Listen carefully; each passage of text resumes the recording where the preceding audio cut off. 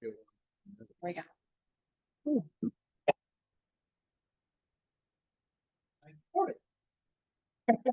How about that? Oh, of course. There we go. All right. We should be good. All right. Welcome everybody to tonight's planning commission meeting. Let's do the pledge of allegiance, please.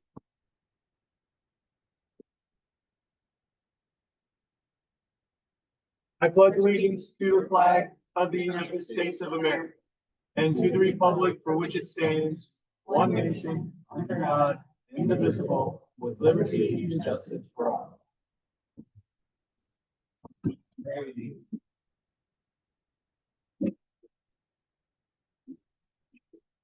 Thank you, everybody. We able to hear us tonight? Can everybody hear me tonight? Yeah. All right.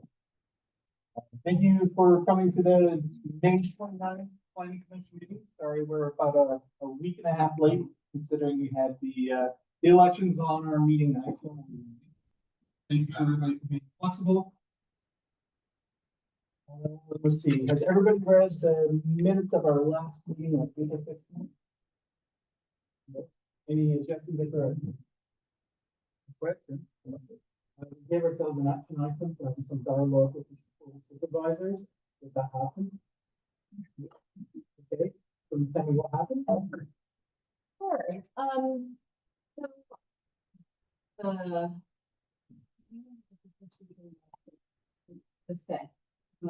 I prepared a few slides for the board that just summarize things that we had talked about at our April meeting. Of things that we might want to do more proactively, and I think the board was in favor of us coming to them with some suggestions with regard to like normal and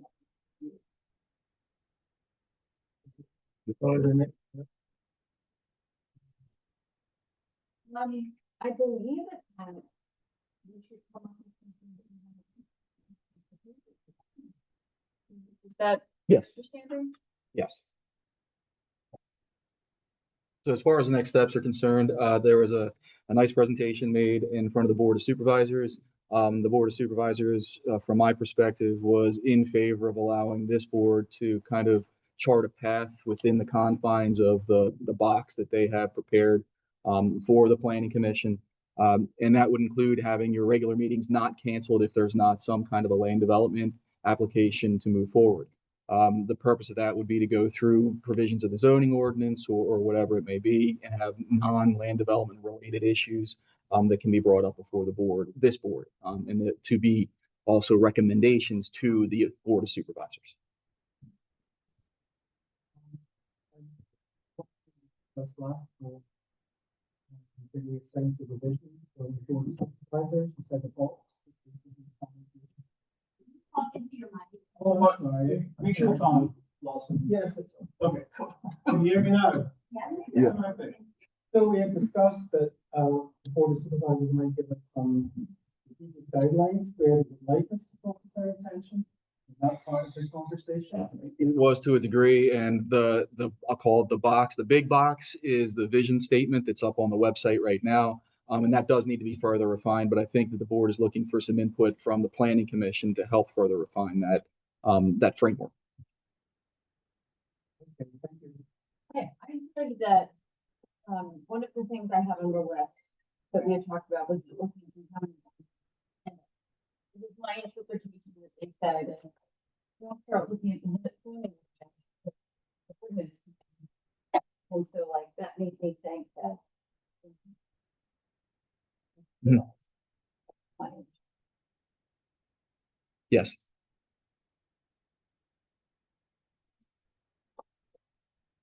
But who knows when it will be.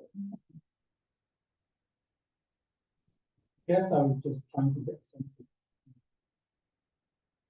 Spirit of a project manager, you know, what's next? They want us to do it, we want to do it, right? What's next? Any ideas, Mr. Chairman? We should, we sent around an email, the list of things that we thought we might want to do. Yeah. we should revisit that list and see if something on that list is something we want to do. We can put that on the agenda for next month. Sure. That'd be okay. Good. Now we can just discuss. Pick the one that we want to do and look for it. Okay, cool. All right, Dave. Sorry, that was around the minutes. Any other, corrections or questions, comments about the minutes of the April 15th meeting? I move that we approve the minutes of the April 15th meeting. All in favor? Engineering report. Questions, comments?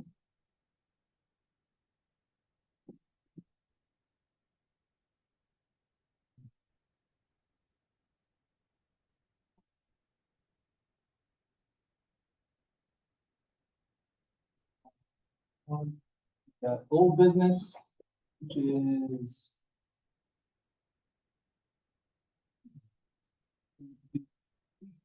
development company, Jones Motor, major land development application. Mr. Chairman, if I may, I will frame this, and I believe the applicant's here along with counsel to make a presentation. As you all know, this is a project that has been on the books for quite some time. Back in 2019, the project received conditional use approval. In 2022, the project received preliminary land development approval. We're only talking about the residential portion of this project. There have been movements with respect to the sanitary sewer plant upgrades. That agreement has now been signed. They're in the sewer planning process. And again, what we have before you this evening is a request for a recommendation on final subdivision and land development approval for the residential portion of the tract. The project has been reviewed by the township's consultants. There are fairly clean review letters that are also included in your packets, I believe. HRG has reviewed this project. Pannoni has reviewed this project, as has Natural Lands. Mr. Colagreco, if you'd like to just introduce the project and next steps, that'd be great.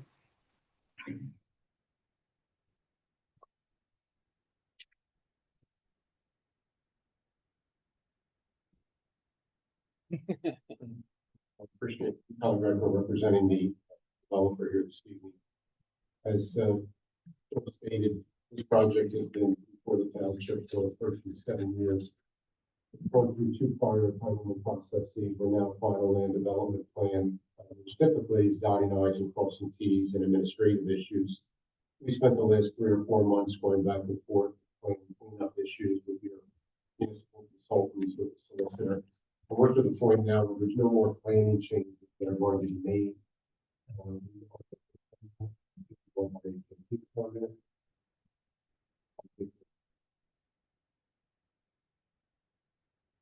We're adding third-party permits. The DES stormwater management permit. So the project is fairly clean at this stage of the game. We've gone back and forth on some stormwater management issues over the past 4 months, but I think we've cleaned them up to the satisfaction of the township. So really, we're here in a we can answer question mode. I don't want to reinvent the wheel here and go back through things that people may have no interest in. If you have any questions about things that we may not have answered in the past, I think the last time we were here was probably maybe 4 or 5 months ago. Just to introduce the final plan. I will say this, that the final plan that you have in front of you is virtually identical to the preliminary plan, which has already been approved by the township.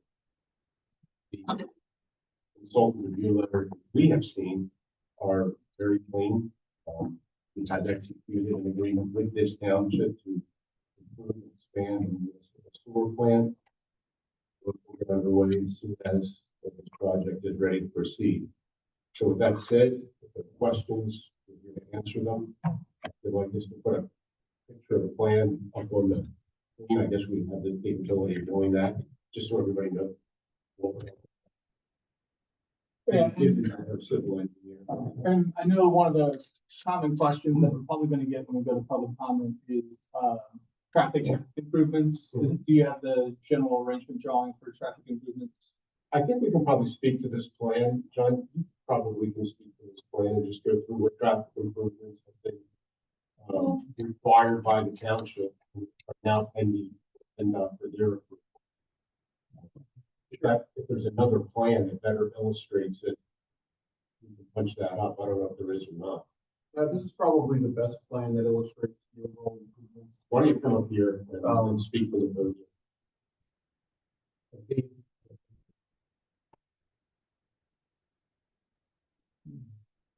evening, everybody. John Jones with Bowman, representing the traffic engineer for the applicant. As I was saying, this plan probably is the best overall view of the traffic improvements. There's going to be a center left turn lane installed along the entire length of Bridge Street of this site frontage. Additionally, there's going to be stormwater improvements within the roadway. There's going to be pedestrian improvements and traffic signal improvements at the Bridge Street, Schuylkill Road intersection. In addition to the center left turn lane that's going to be around Bridge Street, there's going to be auxiliary lanes installed at the intersection here where we're doing the traffic signal improvements as well as pedestrian improvements, drainage improvements. And by auxiliary lanes, what do you mean by those? So when I say auxiliary lanes, we're going to be installing a right turn lane from. We're also going to be now going to be a left turn lane at that intersection, a through lane, and then a right turn. That for all four directions? That will be for the two legs of Bridge Street. I believe along Schuylkill Road today, there is a, in one direction, there's I believe it's a through right movement, and then I believe in the other direction, it's a right movement, through and left movement. We're not going to be doing any additional auxiliary lane movements along Schuylkill Road. That's correct. John, along Bridge Street, I'll call it the widening and what have you is on the project side of the street, correct? You're maintaining edge for the most part on the opposite side of the street. That is, all the widening is going to be along. And on your side. And all the sidewalks, walking paths, anything like that is going also on your side of the street. Essentially, the existing edge of pavement on the other side of the road is. Thank you. Other questions? Just to make sure that I heard you right, you said there's no improvements for 720. There's no improvements in the sense, there's going to be, like I said, there's going to be traffic signal improvements. But in terms of changing lane configurations out there, there's not going to be any improvements. The auxiliary lanes at the intersection will improve the level of service at that intersection overall. But in terms of any physical improvements beyond the ADA and pedestrian upgrades at the intersection, there's not going to be any changes.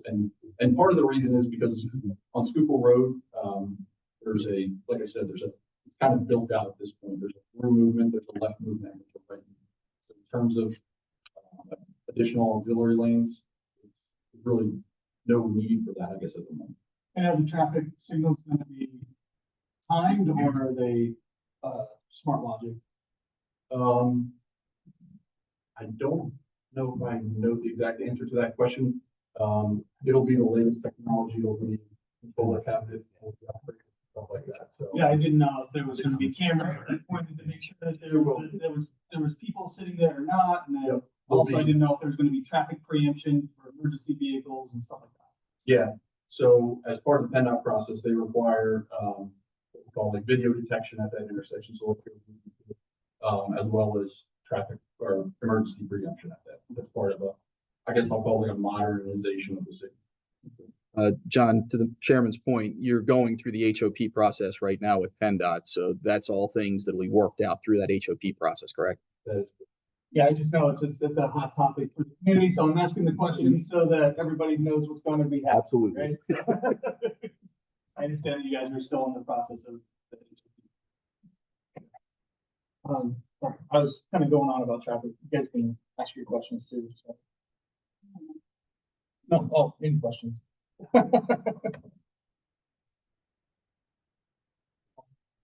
Yeah, please.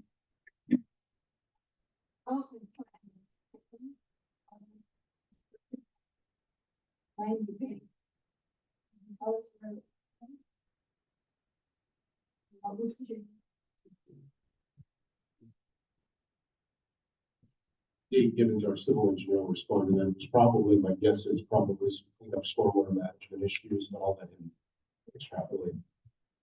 Yeah, I'd say most of the plan changes were actually sewer, very sewer. Yeah, and they were really kind of technical details. Cleaning up, yeah, cleaning up the compost, the sewer lateral, things like that. Well, except the only thing that Lou was mentioning was the upgrade to source of the culvert going under West. How did that all turn out? I understand. I wasn't able to talk to the plan has been revised, we submit calculations to the town. He has reviewed that. At this point, we're just trying to bless that. Ms. Polito, we did meet with the Eckhoffs about a week and a half or so ago. We did explain to them what was going to happen in terms of this development with the culvert. There were a couple of concerns that they had. There was some misinformation that they had. They thought there were going to be improvements on their side of the street in terms of road widening and what have you. We explained that that was not the case. The other concern that they had was that this development would hold water back and not allow water to run through the culvert. And we explained that that is not the case here at all, that the culvert will still be free flowing and actually should improve the condition with the improvements that they're making.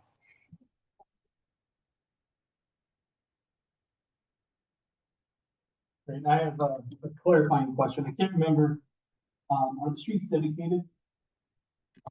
Dedicated? Can't remember. Not initially, when the project, the adjacent track, I forgot this wonderfully.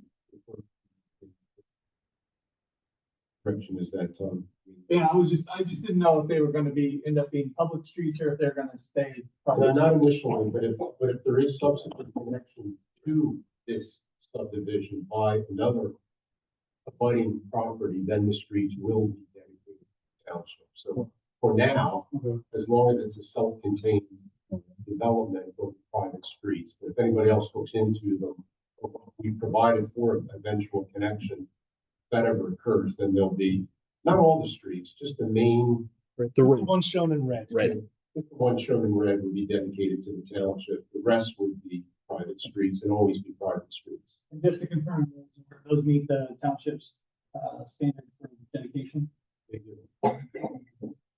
Looking at this, I was wondering why the little bit of road that goes over to the proposed recreation.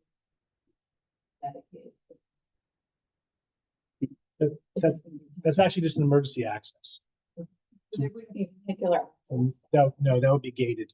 even when the property were developed. Where is that, Dave? Can you- Right, and the little stone that goes up. On the property, yeah, Yes. back up. Right, that's just gonna be a 20-foot wide emergency access, so it won't be a road.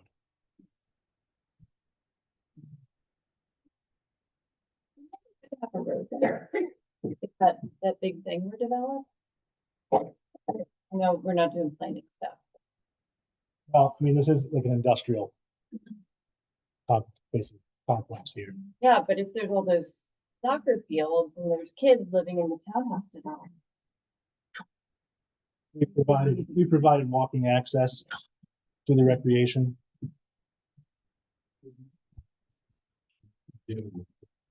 That's something very common sense comment, and maybe someday that will come to pass. But we were originally told to focus on just providing pedestrian connectivity between residential. I think the part of the township originally was a lot of cars going back and forth. If people were to use it in this subdivision, they weren't going to walk. And I know this isn't dedicated to this, but, two things with this plot of land, that. Was there an agreement on what was going to be done with it? Like what kind of, is it just gonna be dedicated or is it going to be rough, graded? Is that part of the thing? Also, are the sewer and water gonna be stubbed on that emergency road as well, so that whenever the township decides to develop that, they would have access to. I can answer the first question. There's actually already sewer and water in that cul-de-sac bulb, and we're extending it about 40, 50 feet, a little bit further into the property to have a better future connection. That's the first question. Yeah, and the other part of that is in the resolution that's before you this evening for potential recommendation. It's at the township's option that there would either be rough grading, which is something that was considered as part of the approval process here, or in the alternative, there's a fee in lieu that the township could accept instead of the rough grading. So that's going to be at the option of the township. Has the Parks and Rec committee brought into this conversation? Have they weighed in? I don't believe, not recently, no. The original concept, yes, but that was several years ago at this point. So I don't believe that there has been much discussion about what happens with this 18-acre parcel. We've even, again, provided for in the resolution that if that happened to change configuration a little bit, that could be something that does happen. That changing configuration may help the development of the commercial piece. But it's not going to be less than an 18-acre piece. So that was the reason for, again, that allowance in the resolution. But to answer your question directly, no, to my knowledge, the Park and Rec Committee has not been part of the conversation recently. I think it says in the conditional use order that the Park and Rec committee would be consulted about that. They're one of the Yes. approval. Maybe that should happen before Well, the development approval. I think it did as part of the preliminary approval process where there was a design, there was a very significant consideration of an improvement there, a sports complex. I think that vision has perhaps changed a little bit over the years, and I think the condition has been met, but as far as the dedication of the parcel and what happens to it in the long term, Park and Rec and this board should be part of that conversation. That's correct. We'll move forward with the preliminary plan approval. I remember the discussion at the time was, as far as we were concerned, we would dedicate the land. If you wanted it rough graded, we would do that.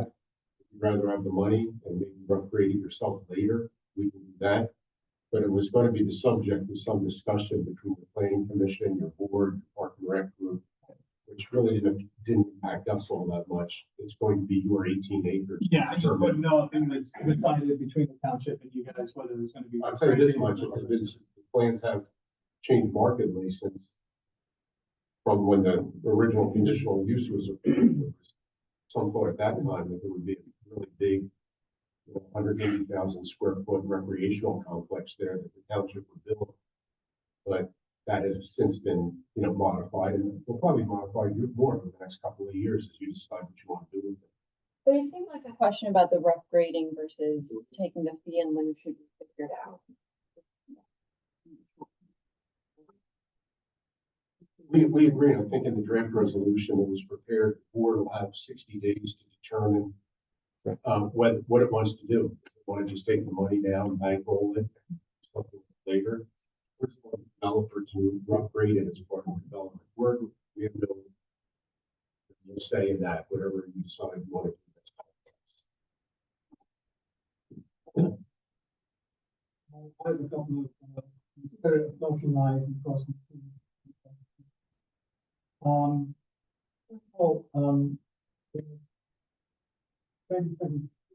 Resolution item 19 mandate that plans were recorded in where those done. No, those have not been done, and that typically wouldn't happen until final land development approval. I was not here at that time. I'm not sure why those provisions were put in a preliminary approval resolution, but you typically wouldn't record your plans until after final land development. So that provision will be required as part of this approval process. The fees were not paid, and again, typically you would do that at final and not preliminary.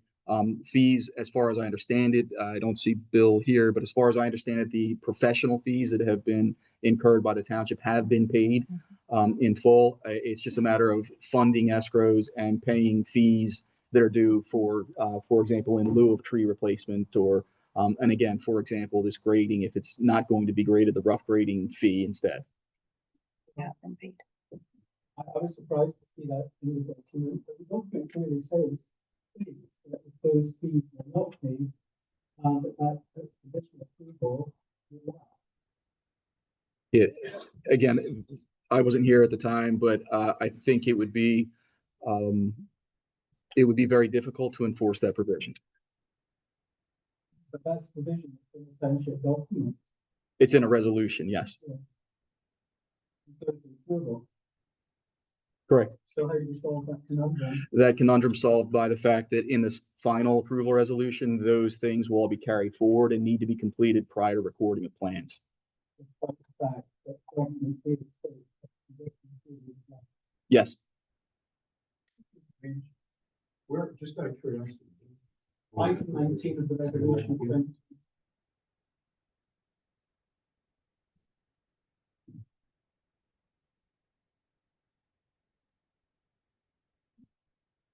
But item 19, just says unless you do these things, the condition will lapse. These things aren't required until final plan. Final plan, there's no authority for the township. Any the developer. My understanding of that paragraph. No, I Just think, clarity. I think if you read the whole order, in context, it makes sense. But we would have never agreed to pay fees within 90 days. All right, the other question I have was a procedural, and Joe, maybe you can help me on zoning. Item 5, zoning section, of week 12, talked about full development, and the applicant is not seeking approval of these questions. But I guess for the residential, I think it's fundamentally a phased development, with the commercial piece. So- Affect sewer, affect roads, affect everything else. yes and no. Okay. So the residential portion of this development, which is exclusively what we're talking about right now, is not phased in any way. But to your point, yes, there is a larger conditional use approval that has 2 phases of development. But as far as what's before the board today, and what has preliminary plan approval already, it's simply the residential portion, and that is not phased. So there's no phase within the phase, I guess, is how I would put it. So we have to go through this whole palaver again, once it gets sense what's happening on the commercial side. To do the sewer, to do the roads, to do the whole thing. On the commercial side, yes, but It's already development, it's all over the fucking people. correct. But I would say the road improvements that you're talking about, I'll call it to the existing roads, 724 bridge, those improvements go in as part of the residential portion of this project. There won't be additional improvements most likely to those existing roads as a result of the commercial piece. It'll be the internal roads that are developed and the sewers that would need to be developed with respect to the commercial piece. So they are somewhat self-contained in that respect, but yes, you're right. And right now there is no preliminary approval for the commercial piece at all. It is just a conditional use approval.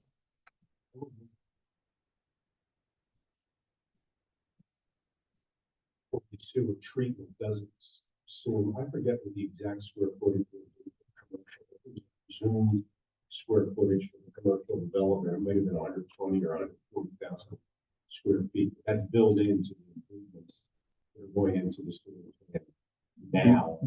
It'd be more expensive to come back and build. Of course, that's Yeah. why I'm thinking. Yeah. As far as laterals and all that, Yes. you know, we have laterals.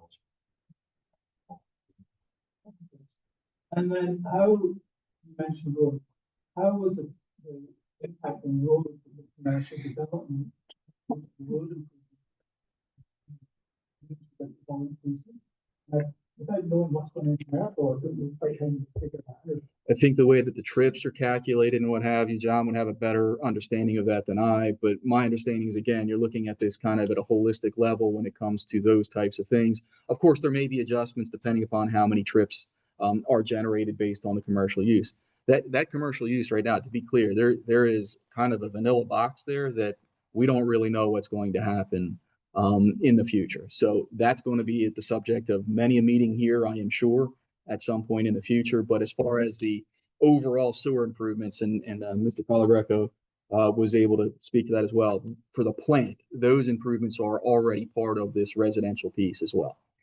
So, but John, if you want to talk to that, to the trips and. Yeah, that was a good explanation. I was just going to add that, so that's exactly what we did. when we evaluated this site, and we evaluated the traffic improvements along Bridge Street, we made some assumptions in terms of that future development, and based on those assumptions, we were able to improve trips. And all of the improvements along Bridge Street are actually designed for those future improvements of the commercial development. I will say if there's any off-site triggers in terms of the adjacent intersections that would be triggered as a result of that commercial development, then that would be really. But in terms of Bridge Street, the improvements are designed ultimately to accommodate that larger commercial.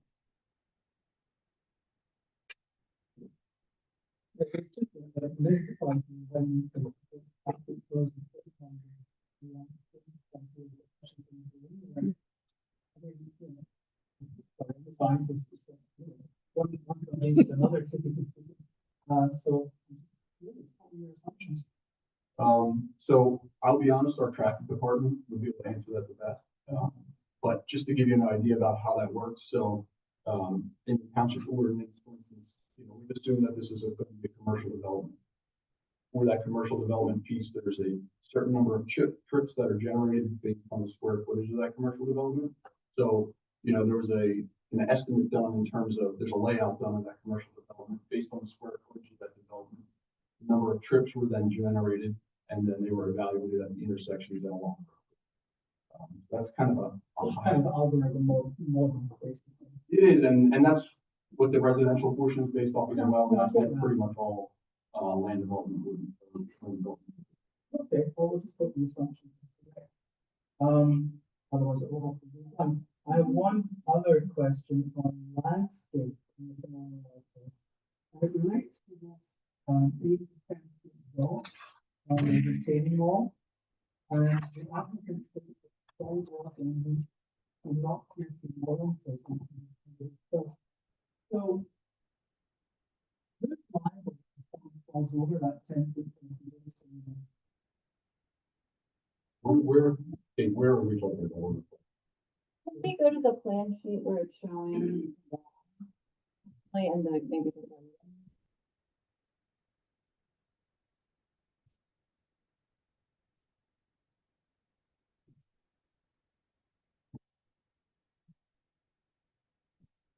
A little slow, but there's no mouse. So it's-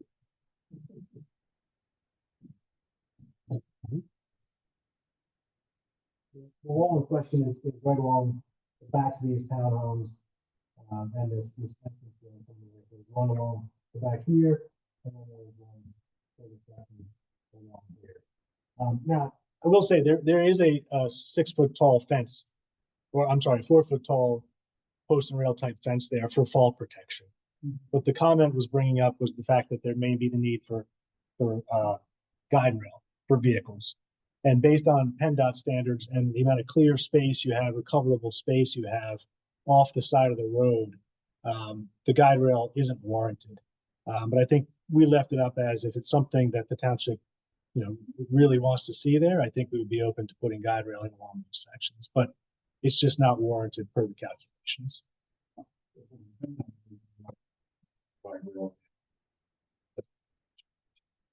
That you do it. Okay, just what I'm thinking, just talk about the rail on the boat. It's called the wall. Still with the guide rail. That would be at the top of the wall, which is along the street Right, side. so my question is, post the rail fence has been over there, and all over that wall. Who's liable? The homeowners association will be, I assume that's going to be in the HOA open space, correct? That's correct.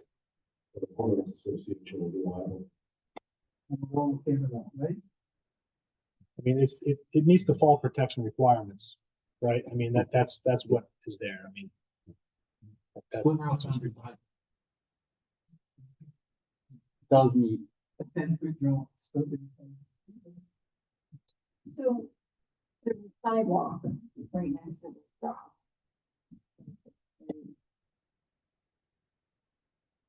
Yes, there's a sidewalk along the road.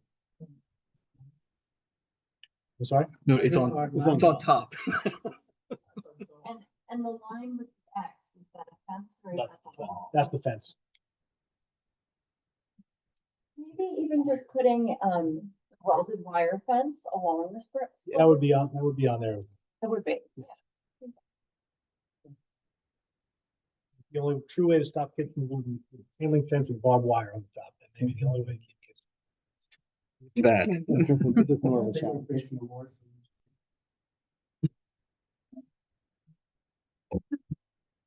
Thank you. I have a bunch of questions. Um,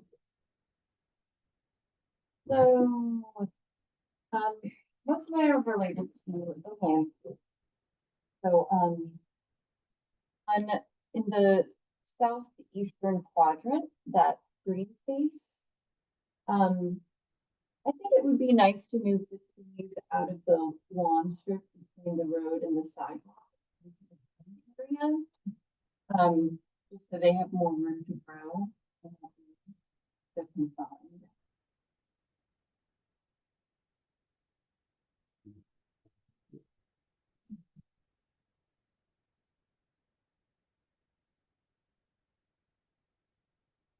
Okay. Southeastern, the other side, Southeastern, the I'm big, sorry. the big.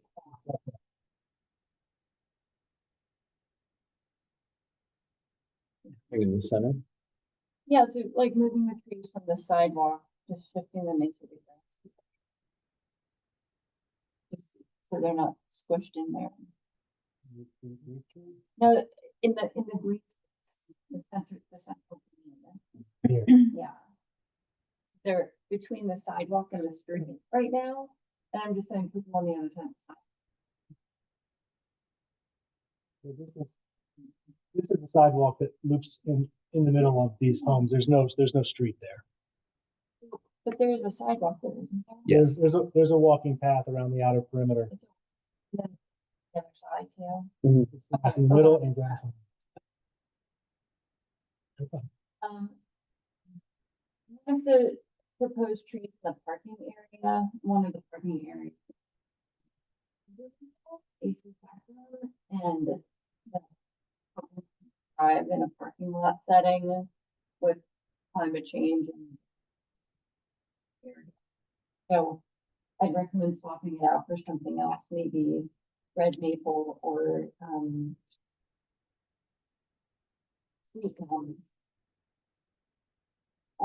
In the landscape plans, I couldn't find a key for the hatches.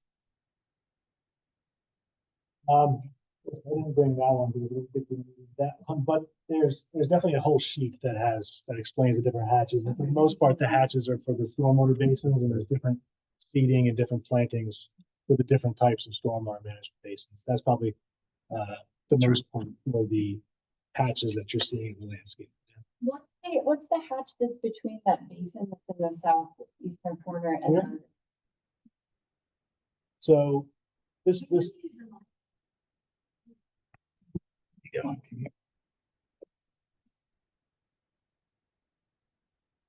So this stormwater basin kind of acts as one structure, but it has an upper infiltration area.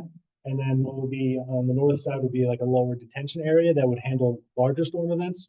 So your day-to-day storm events would enter into this basin and be infiltrated into the ground. Anything higher than a 2-year storm event would spill down below into this lower detention area. And so that was kind of a long-winded answer of this hatch is a riprap area for emergency spillway down into the lower basin for erosion protection. So it's not anything to do with landscaping. And then on 7.8.1, where it talks about the right hand. It involves many years of maintenance. And what's the typical process? Like, how long will the developer be responsible for maintaining the riparian buffer between and then at what point will it get turned over to the HOA and what information will they get?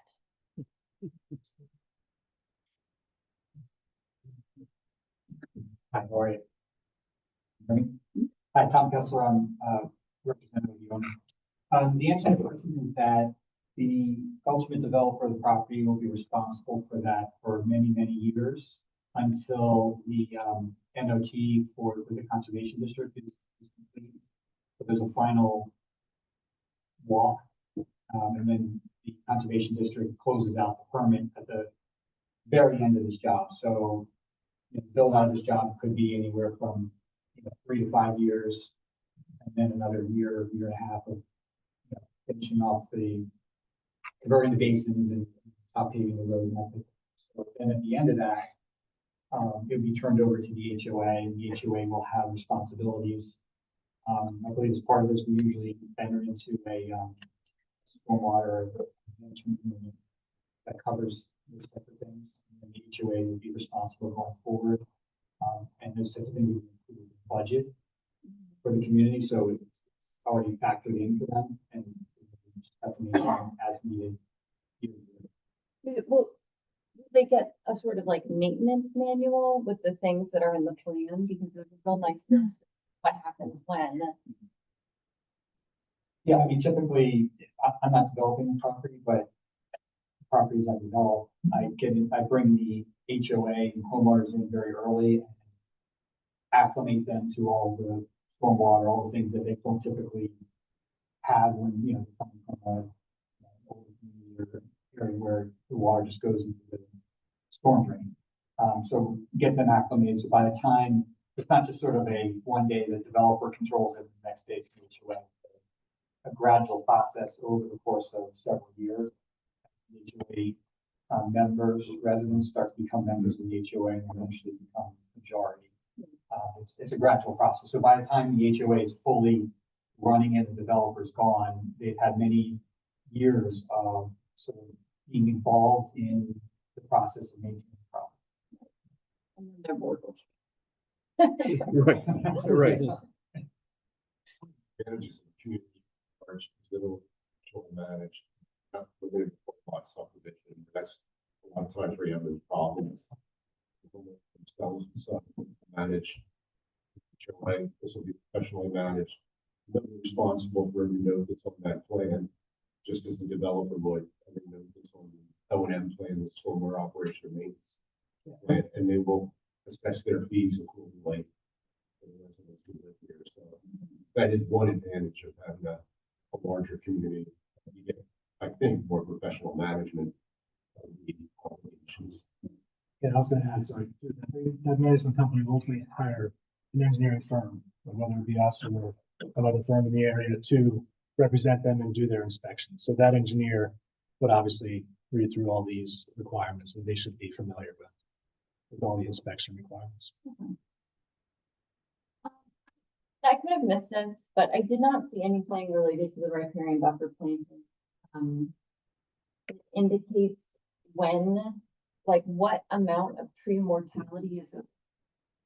Because if they're planting 1 to 3 foot tall whips, there's going to be a relatively high mortality rate. How it goes. But I thought there should be some specification of the, if a tree dies, it needs to be replaced. Or something. There may be something in there, to be honest with you. I'm not a landscape architect. Our firm did not provide these plans, prepare these plans, but I will say that riparian forested buffer management plan is all DEP driven.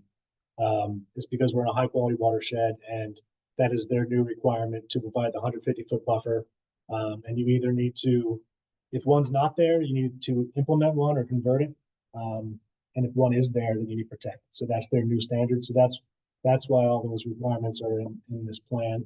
And I will say a lot of the inspection and maintenance that's in the plan set is strictly from the Department of Environmental Protection. So I can check with our landscape consultant to see if there's something in there that speaks to that.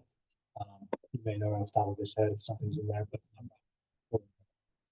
Well, even if it's not in there, I think it'd be nice to have some kind of indication for Yeah, it's so there is the operations and maintenance agreement that we're talking about that the HOA would have to, that would be a recorded document and that'll stipulate replacement procedures and so on. And it'll put it on the HOA at a certain point once the developer takes it over. So the HOA would need to fill in blank spots and so on. That's a standard in the riparian buffer that we're referring to. Okay.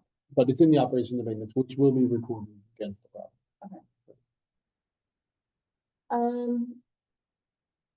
is more of a comment for the other planning commissioners, but, I think this plan illustrates in a way our lighting ordinance, because if you look at the lighting sheets, there's a lot of light in the townhouse. And, it seems like it's over. And I'm sure they do that because of what we require in our ordinance. So we might want to take a look at that. Yeah, it's, you are 100% correct, and it's something that the township's manager has been talking about now for a good 6 months or so, is the dark skies ordinance or things of that nature, and really taking a look at that lighting ordinance again, and perhaps to Lawson's earlier point, that might be something that this board can take up. Something about that, in the Chester County proposed ordinance, you could just look at that. They, use spans through these, recommendations, Mhm. and so it's very strong, so we could just use that. And then I was looking at the lighting fixture and it's just. And I think we have been requesting 1 foot. I'm trying to think about what,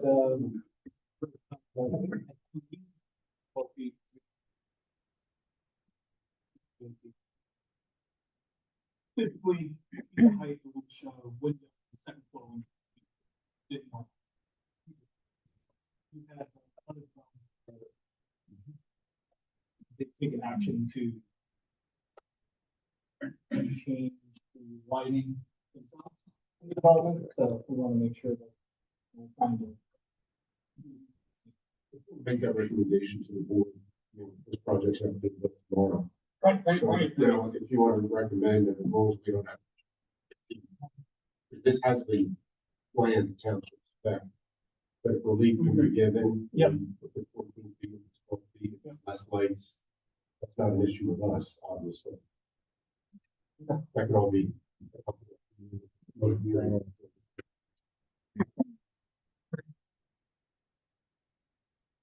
Any other comments? Okay.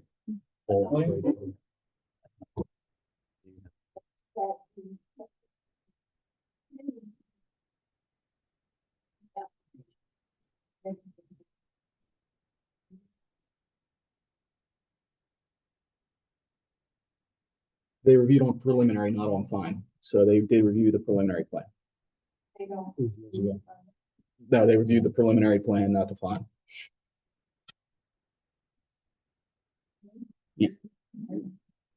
Yes, they have been satisfied, and the consultant's review letters take into consideration what the county had provided.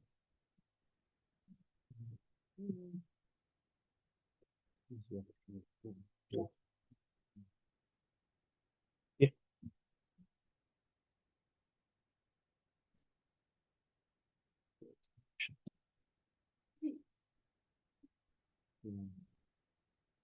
Point number 35 says that, the proposed to be designated to be on and that they're not going to, put it in public more than 2.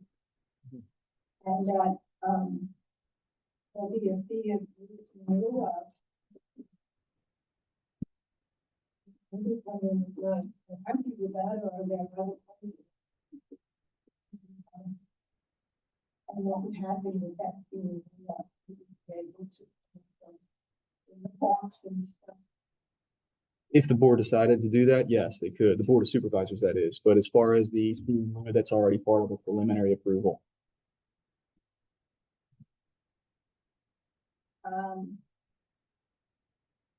It says here, that, all conditions listed in the conditional use order will be met prior to final approval, so I guess I'm just asking, have they all been met? My knowledge, yes.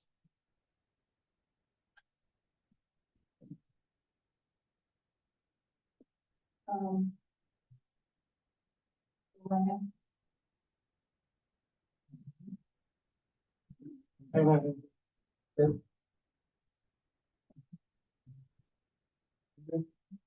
a question, but I can't remember what it was real quick. Let me look here. Oh, I just wanted to confirm that the existing buildings are gonna be returned to. I just don't remember, I wanted to confirm that from two, I wanted to see if anybody number of days after what that they have to conform to that. Is it 90 days from filing or 6 months from filing? I don't know the terms around that. I It don't says in know. the conditional use, I just can't remember what it says. Yeah, I'm sorry. Off the top of my head, I'm not sure. 90 days from recordation of the plan. Yeah, that's what I was asking, yeah, those 9 days or this. I believe that's what it is, but I don't want to miss.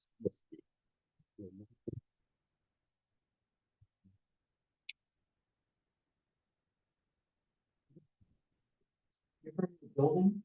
Yeah. Yes, On the commercial? yes. Oh, yeah, so yeah, we have to apply for, general permit.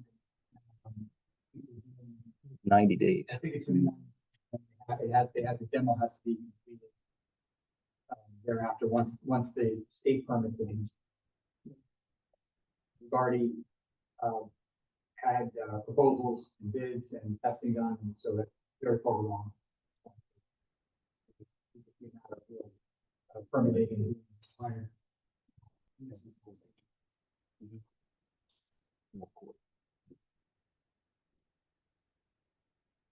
Good. 6 months from the date of demolition permit. Have to be They have done. to come down. 90 days from recording of plans to get the demolition permit or apply for the demolition permit. And then 6 months to take them down once the permit's issued. It was applied because. Applied. They control.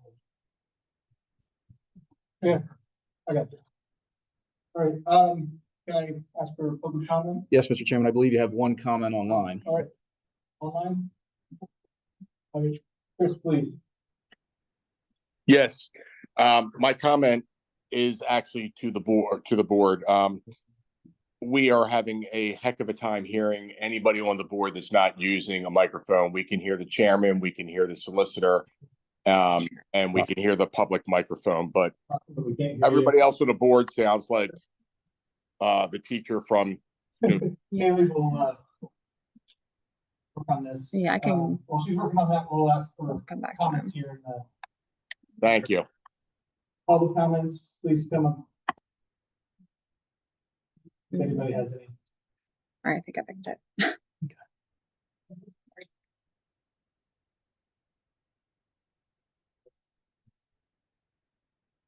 Western Circle, just a question about traffic signal.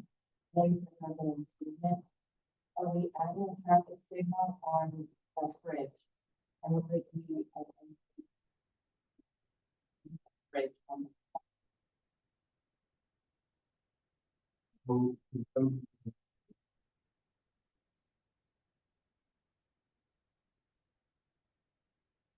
empty because the school district changed and redistricted. Right there, the children, this development will be going to East Coventry. Yes. So they'll be making a left then out of onto 724 to go down to East Coventry. Assuming. I don't know if there's I don't believe that there's a road that comes out of the residential development that goes. Without a signal. It's on the West Bridge, but no signal. With Hillside on the, No entrance.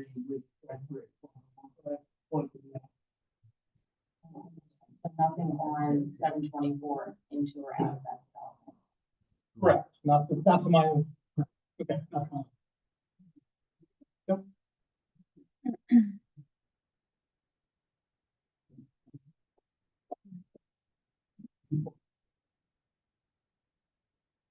Good evening, Katie Booth, 316 Emerald Court. I just wanted to verify when the traffic study was done for this plan. What year?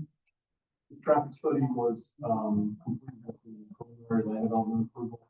Put a mic on. Sure.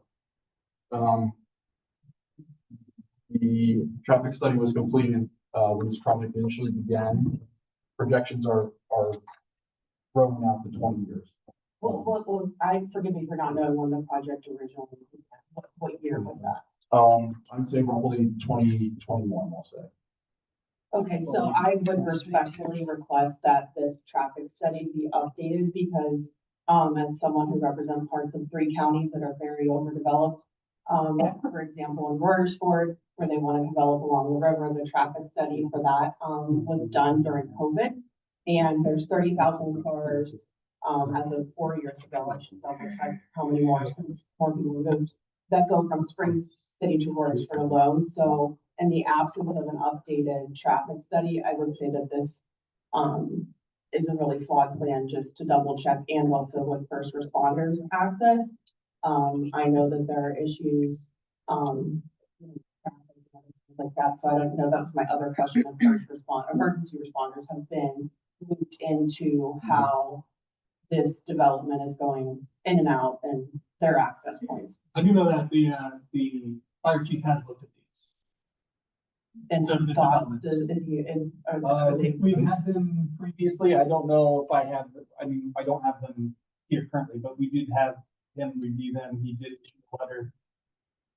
I don't have it in front of me though. Yeah, and No, it's fine. I just want to make sure that they're aware and that they've Yeah. had input because they're usually an afterthought and that can turn into a disaster, literally a disaster. So but also, the updated traffic flow, even if you, I don't know what projections and maybe you can share that information. It's more accurate than other developments consultants provide.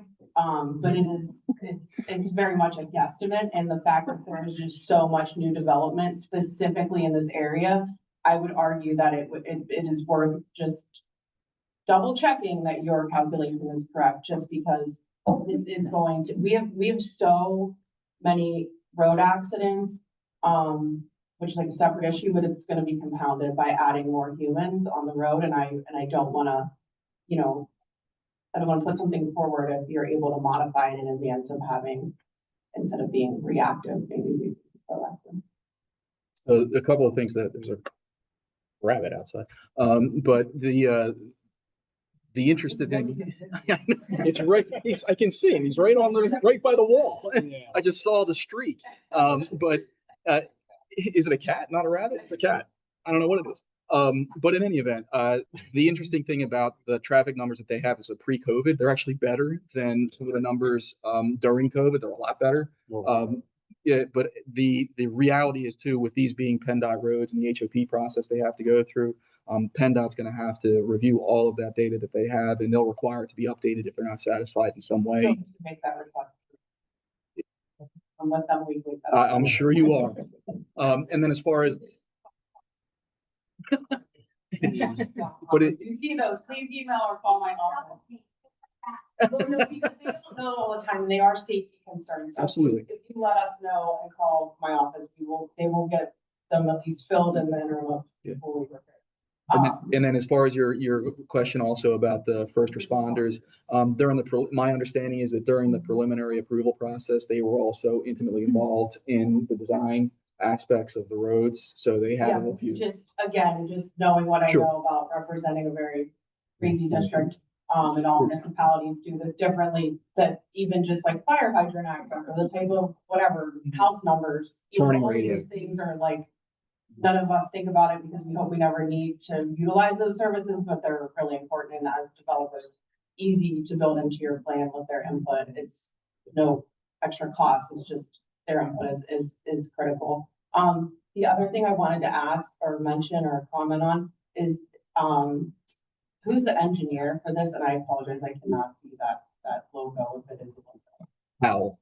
Okay, so I don't know you from anybody else at Powell Engineering, other than I do know that in Magnolia Reserve, where I reside, there are several, things with your name on it sticking out of the ground, tubing or some sort. So I don't know what your role fully is. I know you're one of the consultant or one of the engineering entities that helped, that constructed that neighborhood, but I would urge everyone to review these plans thoroughly and enforcement of this development plan, because my current neighborhood development plan has never been enforced. along with other neighborhoods in this township. So I know that there's a change of tide and staff and all the things, but I had a visceral reaction pulling into the parking lot, and I don't know you, and maybe you're the better part of And how. I can clear this up too. Sure.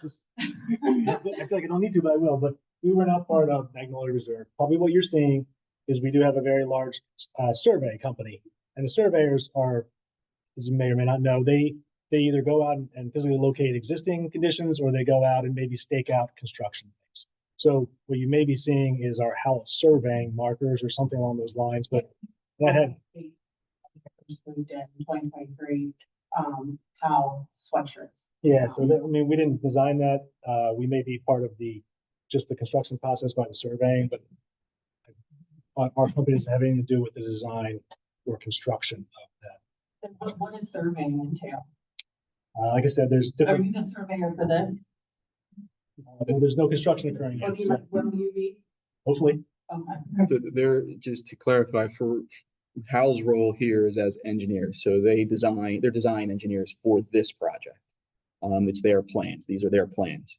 In your neighborhood, Hal, it's just surveying, their name is not on the plans, as you well know.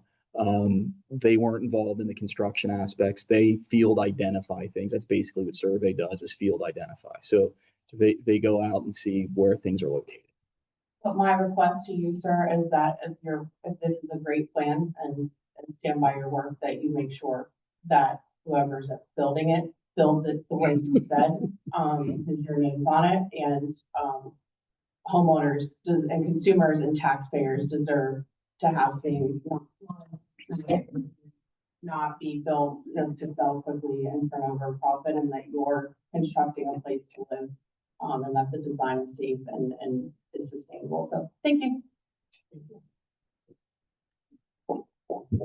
You want to see it, please?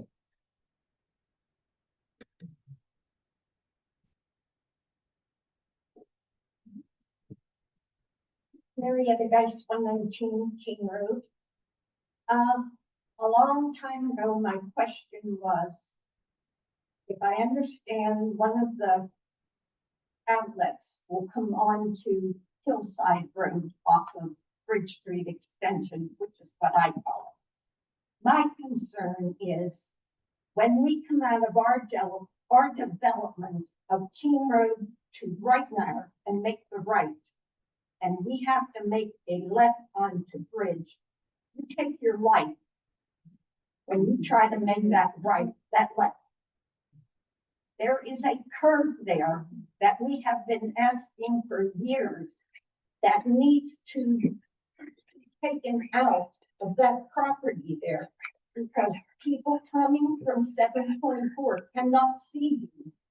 So once you are coming from 23 and you decide to turn on right now, you better put your foot to the gas and go, because I've almost been hit 4 or 5 times. And I know it's a pendulum road, but they need to do something with that bank on the right. Because I don't care what the traffic engineer says, there's no way there's going to be 200 to 300 cars coming out of that development trying to get to work. There's going to be, every house is going to have at least 2 cars, maybe more. And you're putting a lot of traffic on Bridge Street Extension, on 23, and on 724. And when you get to a light, it changes 3 to 4 times before you can go left or right. So I really would like them to look at that curve and try to do something about that for us. Mr. Chairman. Chris Cadali is back. I believe so. Chris, How you doing? Chris Canale. Did I hear correctly that they said that there would be no traffic coming out of the development, including the commercial, going on to 724 directly? No. not commercial. We were just talking about the residential portion. So why would there be, if the traffic study took into consideration the commercial traffic as well. Why would there be no improvements to 724? Yeah. Look, your statement is flawed. Yeah, so the traffic study did take into account the commercial development, and Bridge Street was developed to accommodate that commercial development. However, there was no improvements warranted as a result of the residential development. So any additional improvements along 724, there could be potential improvements that are required as a result of that commercial development, but there are no additional improvements required along Bridge Street. Is the intention of the existing developer to sell that land to a commercial developer and have somebody else come in and do it? Or are you going to be the commercial developer? Hold on, Chris. Different people coming to the microphone. The intention is and has been to find a commercial developer to undertake that development. I had a real hard time hearing you say it again. I'm sorry.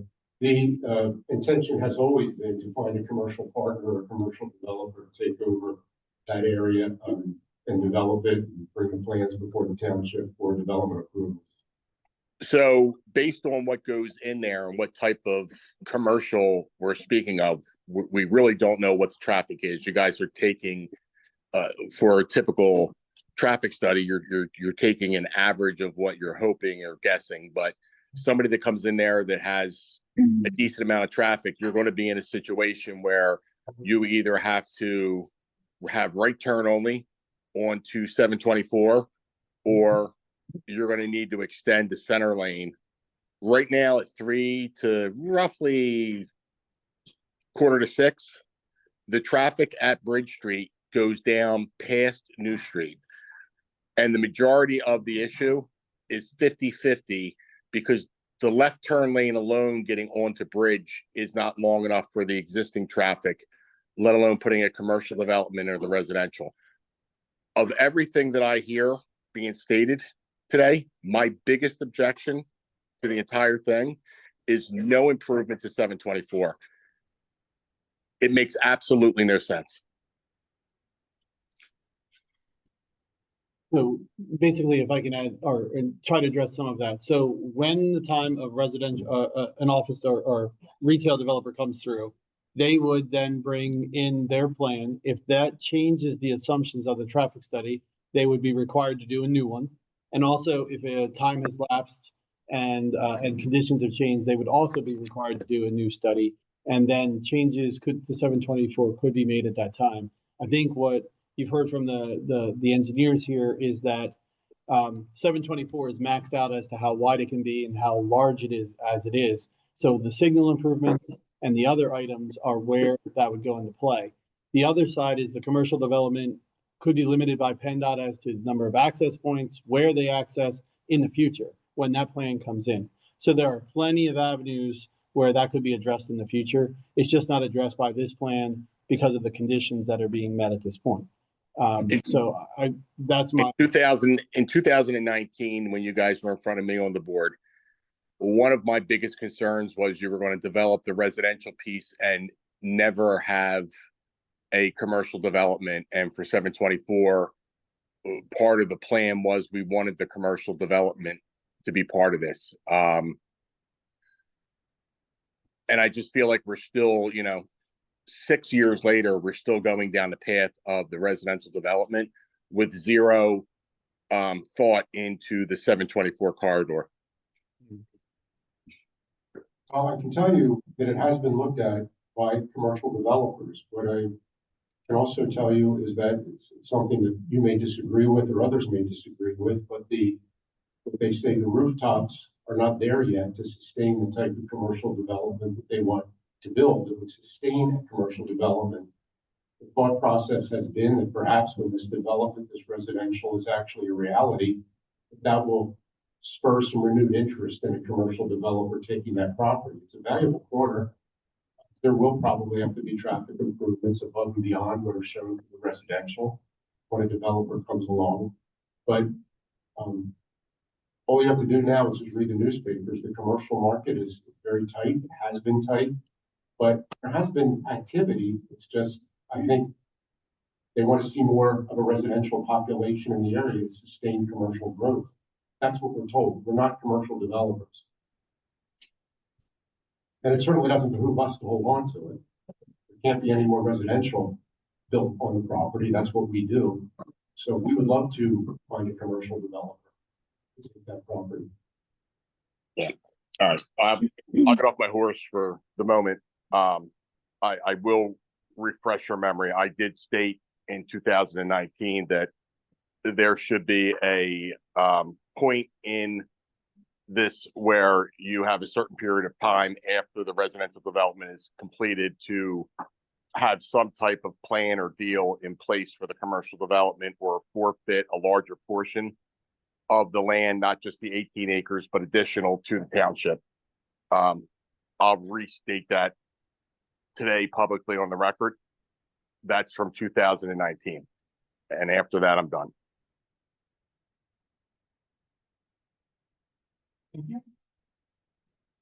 Any other comments?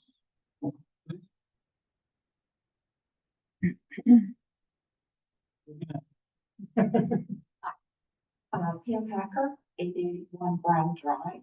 I just have a question and follow up from Senator Lewis' point. What is the oversight to make sure that construction is done according to plan? So we don't end up with the, monstrosity she has at Magnolia with Washington Crossing. I'm not familiar with anything that on this scale. Who oversees all that to make sure we're going to be 3 for 3, 2 for 2 right now with large developments? So in the overall plan, is there's a requirement by the township to have some type of oversight and inspectors to make sure things are done according to code? And not only in the development of it, but in the construction. 35 years in construction experience. So I know, how important that is, that an electrician does the electrical, a pipe fitter does the piping, a carpenter, does that, and whatnot. Like, is there any type of language that is required on their part? Yeah, I'll let the solicitor. Because I know he has a better. I don't know, but a better answer. But yeah, in short, yes, the township has an oversight requirement. There'll be a land development and financial security agreement that is controlling over all the public and quasi-public improvements and requires a escrow for legal and engineering.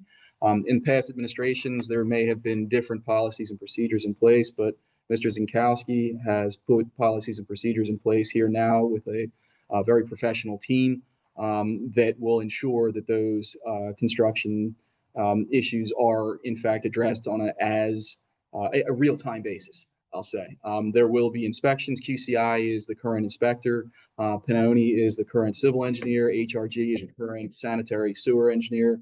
All of them will be involved in the oversight. There's also a more rigorous, I'll say, code process now where you have code officials that are going to be regularly visiting sites and doing inspections. And now I'm going to stop talking because Bob is here and probably could do a better job than I could do of what's going to be in place.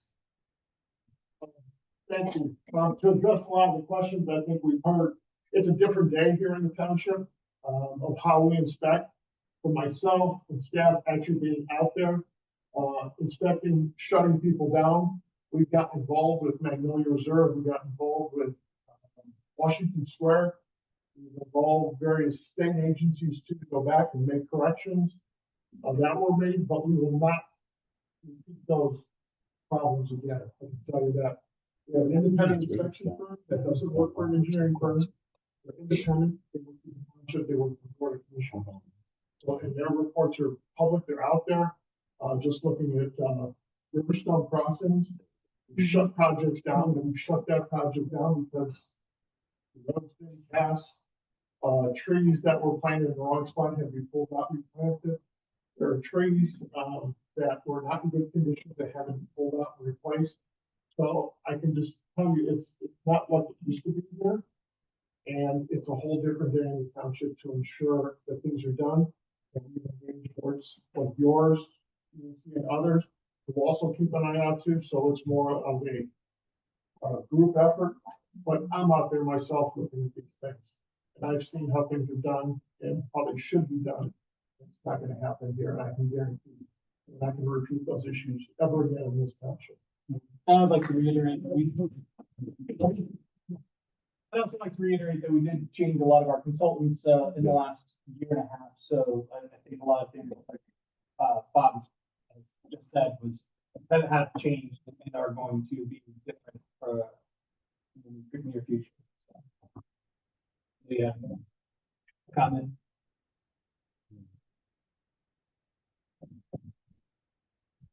I'm Michelle Adams, 703 Pewtown Road, and on the EAC.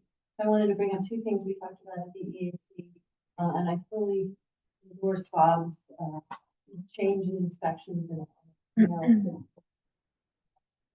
two things. One of the things we discussed at the EAC is under the current conditions on West Bridge Road, a lot of runoff comes down from the site and across West Bridge, and there's road subsidence. I don't know if there's been any discussion here tonight. Has that been discussed and presented how that will be addressed? So that's part of the HOP process with PennDOT. It hasn't been specifically addressed here. We did talk about the Eckhoffs who are right across the street there. And we had mentioned earlier that we did meet with them. Bob and I met with them and addressed some of their concerns, their direct concerns. But as far as what you're talking about, that's part of the design process that PennDOT is also involved in. Right. It's under the current conditions before you build. It's already flooding. It's already Right. failing. The road is subsiding. Drainage elements. So there's a lot to be addressed there to not create worse problems. So that should be part of the planning commission's. Put it this way, input. there's no waiver requested with respect to that condition. Second thing is that our engineer's review letter notes that there's 6 infiltration basins that are proposed for this project that will infiltrate 64 acres on 2.3 acres. So we're essentially taking 32 acres of water and trying to infiltrate it on 1 acre. It's a lot of water to put on one spot.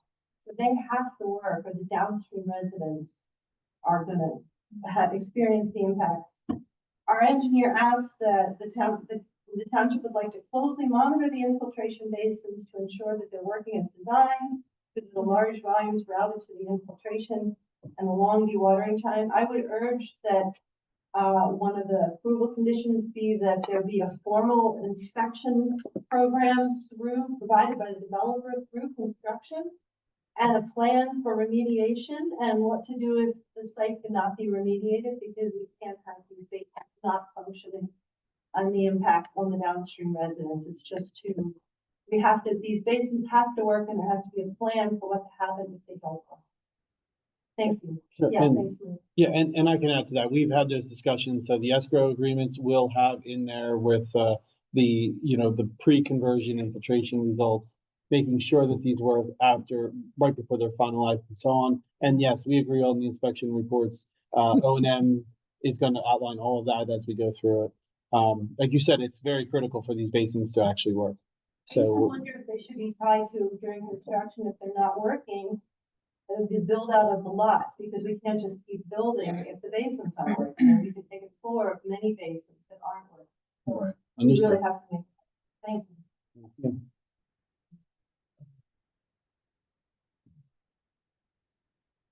Any other comments?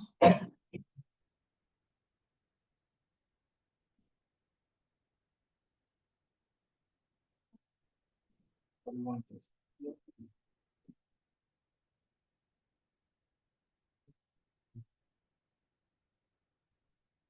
So, Mr. Chairman, Mr. Chairman, if I may, the applicant this evening, I believe, is looking for a recommendation of approval based on the resolution that is before you this evening. There's the draft resolution that is in your packet.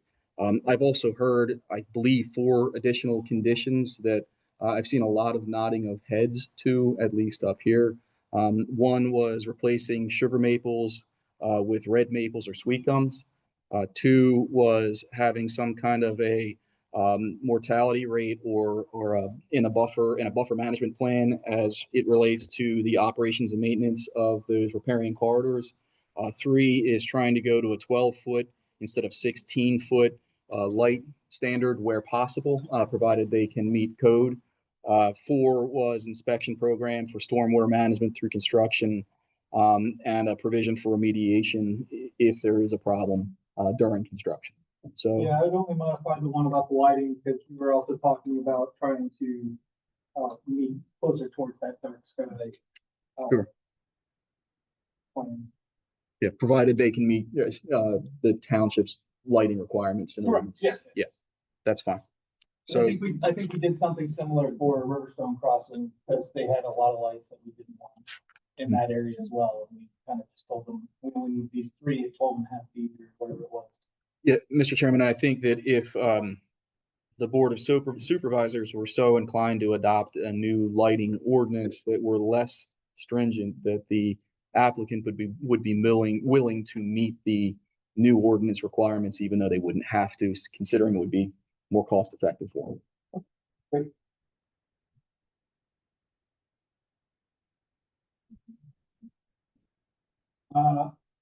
Can I just read the whole thing and just say whatever you said, or do you want to read the whole thing?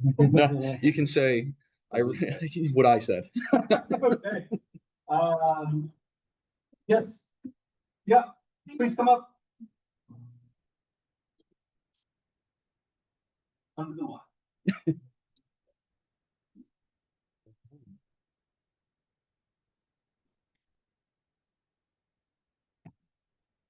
Monica Scriber, Valley Creek Lane. I know that, John said that the traffic's a 20-year projection. But there were 2 really, well, Senator Booth brought up about the, I can't think of what it is because I wasn't going to come up and speak. Well, doing reassessing the traffic because of how bad things are and how, I mean, we know how many cars are on the road. The other is the turn lane. Dana, which, the right hand coming out? Right hand turn lane coming out of West.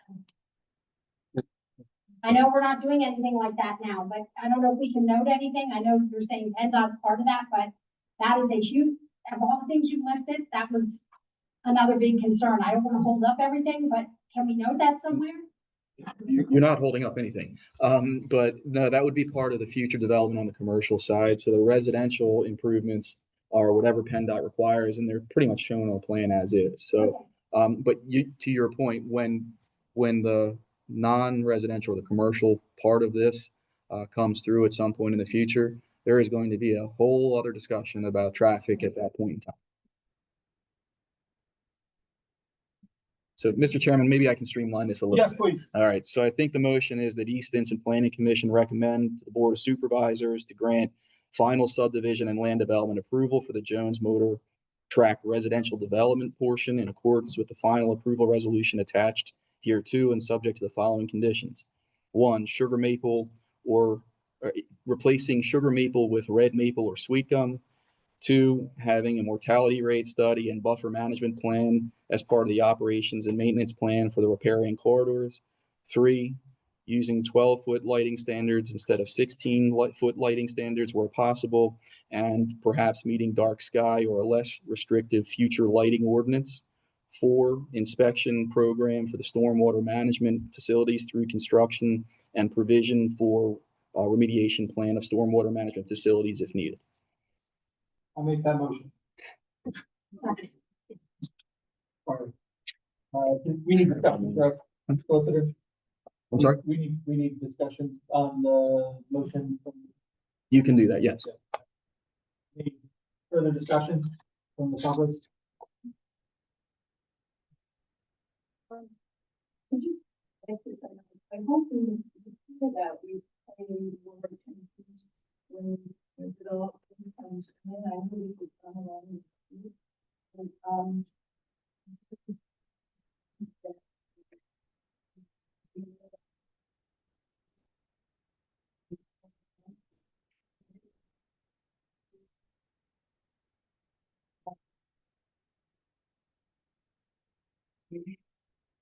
and housing mix, you know, yeah, the plan that, and it's not. And so now we've got, there wasn't any residential housing.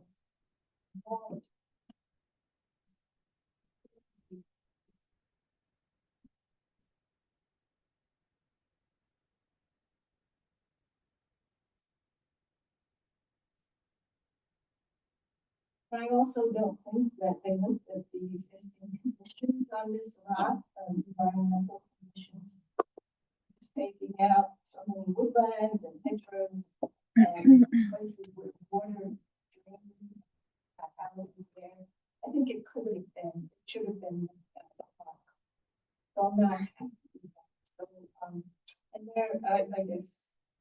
that's the major things I'm not happy with.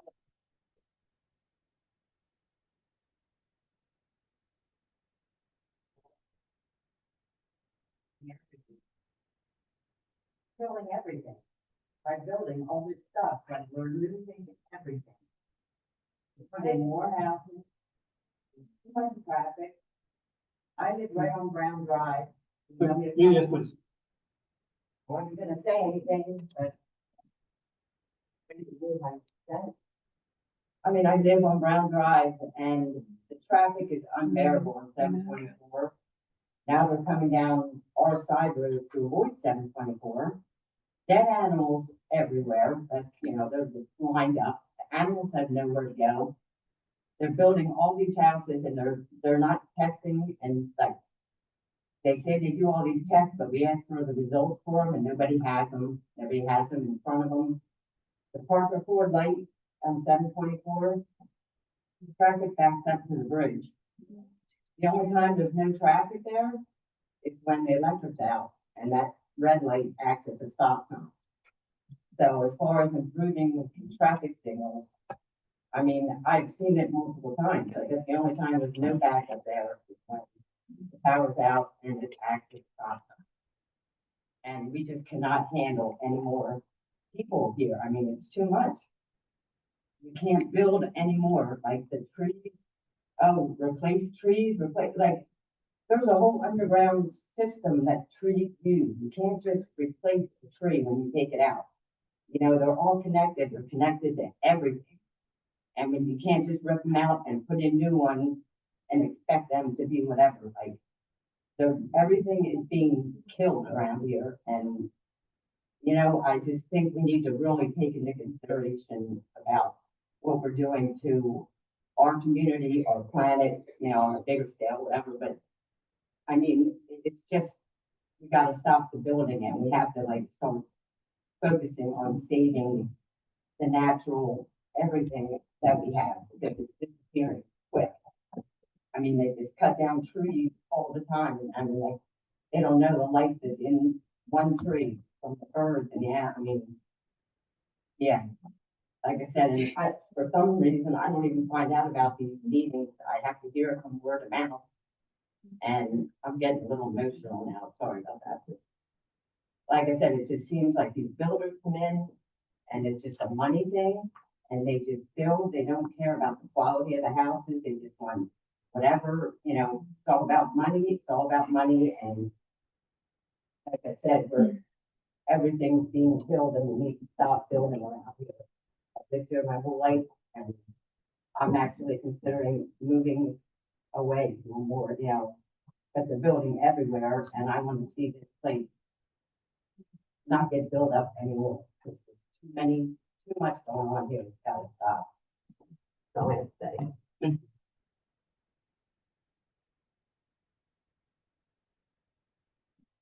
Comments? The motion on the floor. Seconded, all in favor? Opposed?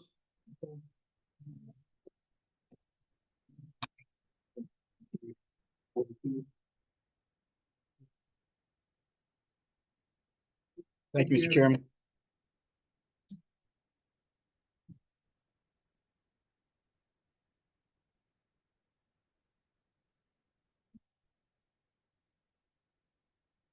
Next,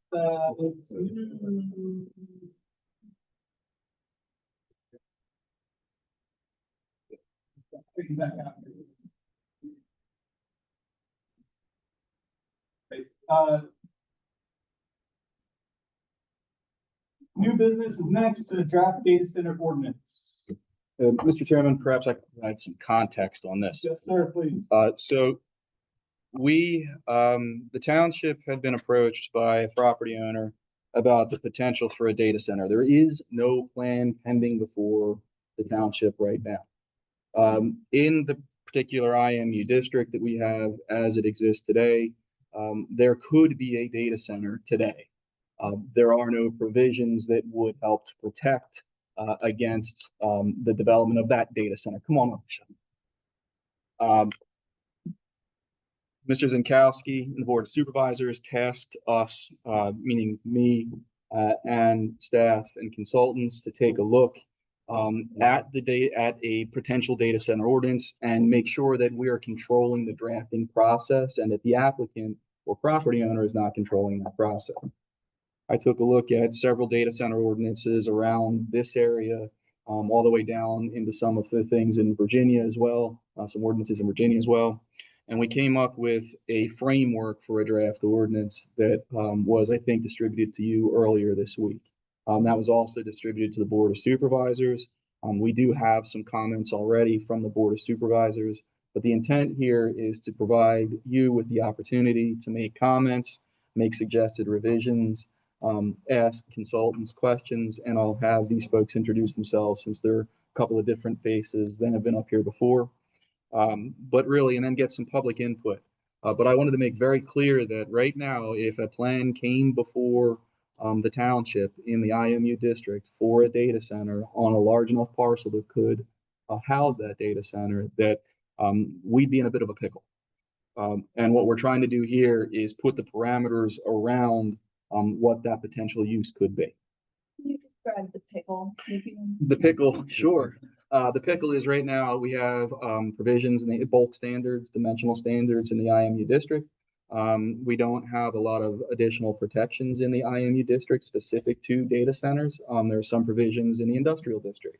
But what we'd like to try to do is strengthen some of the protections from an environmental perspective, from a bulk standard perspective, to have appropriate setbacks, to make sure there are not negative impacts to the Schuylkill River, for example, air quality controls, noise standards, all of the things that would help to make this use, if it were to come through the township, a more appropriate use for the township. Does that describe the pickle enough? Okay. So perhaps the two of you, though, could introduce yourselves just so that folks know who you are. Sure. My name is Roger Phillips from Gannett Fleming. I'm a municipal engineer. I think it's awesome. How about now? You got it. My name is Roger Phillips from Gannett Fleming. I'm a municipal engineer.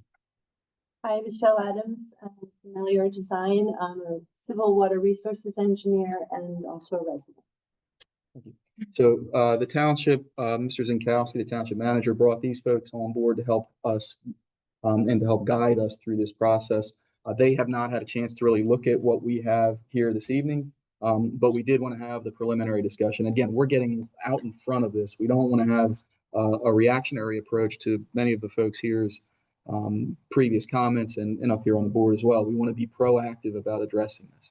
So with that, we can go through the ordinance as we've drafted it, or I can just take kind of free-form questions and answers and suggestions. But my hope is that we can have some comments, notes, suggested revisions here this evening, bring this back next month, and have something that you can make a more effective recommendation on or further discussion on, either way. I guess the best way to do this is to kind of just go page by page and start, that way we don't lose comments from things when someone's trying to comment on page one. So again, we just go page by page, and if you have comments on the first page, talk about them now, and then first page comes next to the second page. A little bit more. Yeah. You'd like. Always about the pickle. I understand that we want to be proactive in the chance that data IMU. But why, if the IMU doesn't allow a data center, why would that? It does allow. It does, in the IMU district, there is a catch-all, actually in the general industrial provision, there's a catch-all provision. That catch-all provision is incorporated into the IMU district by way of reference. And it's, sure, I can quote to you where it is. Excuse me for a second. The IMU district allows for planned industrial and wholesale businesses permitted by right, and planned commercial developments, including outlet centers involving more than one principal use on a single lot or tract, including any use or any other use otherwise permitted by right, special exception, and or conditional use in the GI district. So by incorporating any use that's permitted in the GI district, that includes the catch-all provision in the GI district, which in turn provides for the data center use. That's planned, what's it called, what's the name? Planned. Planned commercial development. Yeah. But that is supposed to be a planned commercial development by definition. And I'm sorry, I just have 2 minutes. I didn't get it. Means like a mall of things. No. It says more than one. It says more than one use, but it also incorporates every use in the GI. That's any use that's allowed in the general industrial district is. If somebody's coming in and doing a mixed use, don't forget, this is the mixed Sure. use industrial, and which means it's just like a Jones Motors, mixed use.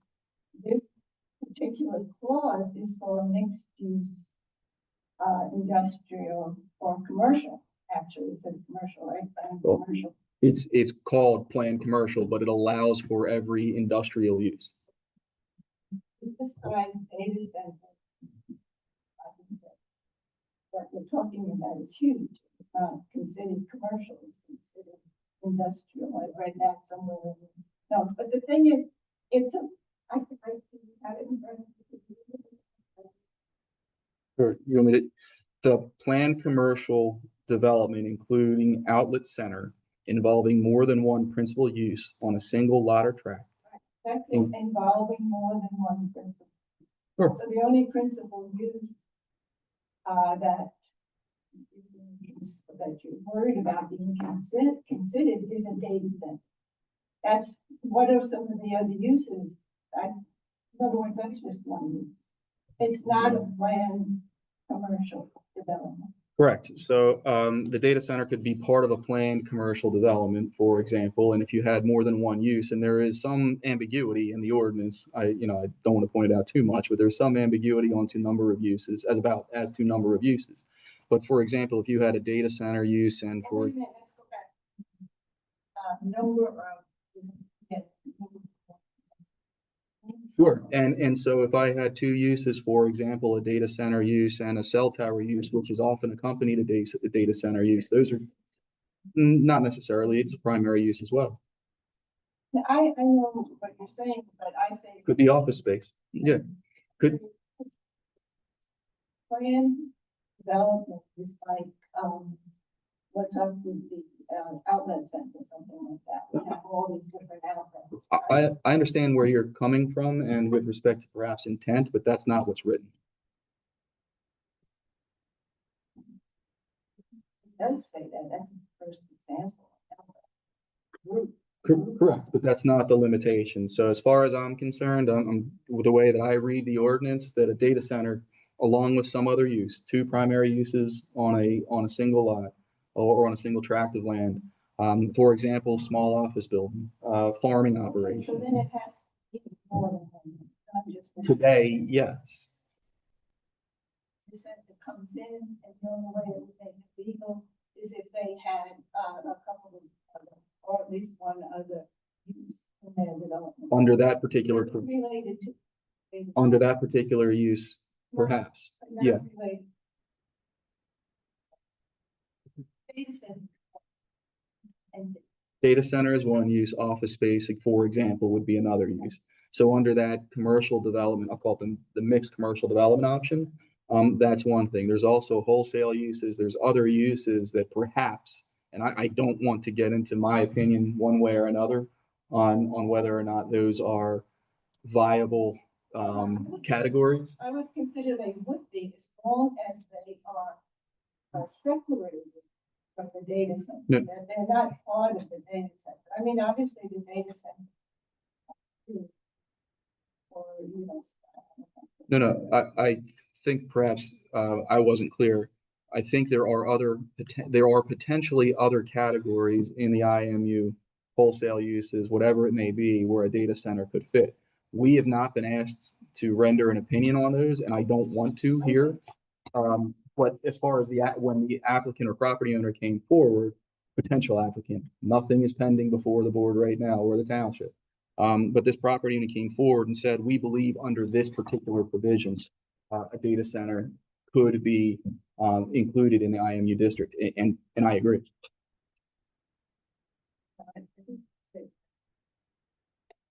No, we agree. We're not disagreeing on the more than one as it stands today under that mixed use commercial development. We're not disagreeing. And so the data center is allowed. Potentially, yes. Close the capital. Yes, potentially. So why don't we don't have zoning that.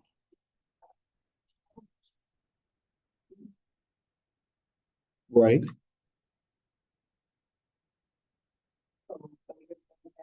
So then we can get a data center. Right.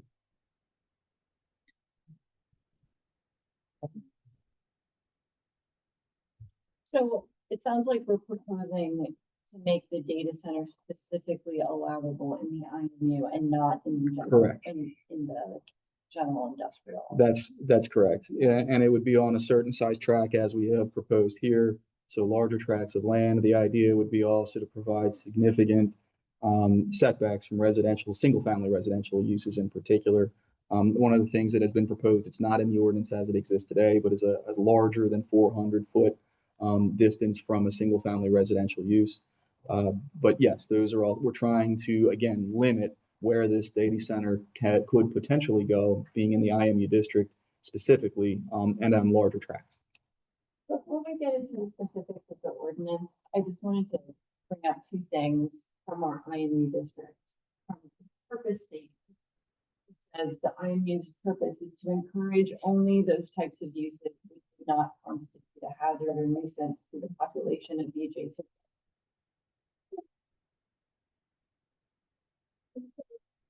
Is anything in this draft ordinance that is more than the underlying zoning ordinance allows, I would consider that encouraging the use. And then also it says in the IMU's prohibited uses, the following uses are hereby prohibited. Any use which may be noxious or offensive as per or by reason of the emission of odor, dust, fumes, smoke, gas, vibration, noise, air pollution, fire, and explosive hazards, glare and heat, liquid and solid waste, vibration, radioactivity, so as to expressly free. Yes. Yes.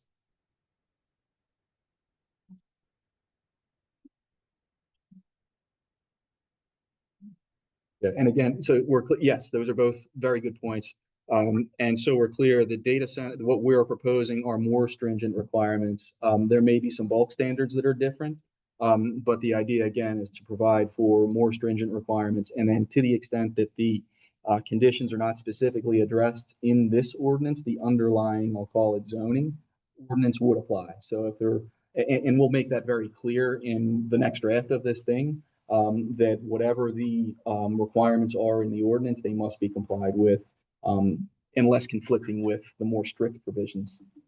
Well, there's a lot of stuff in the proposed ordinance that's less strict. So, but we'll talk about that when we.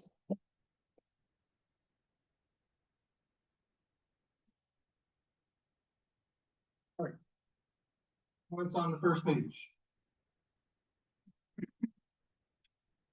I have a question that I'm driving. It's the new side.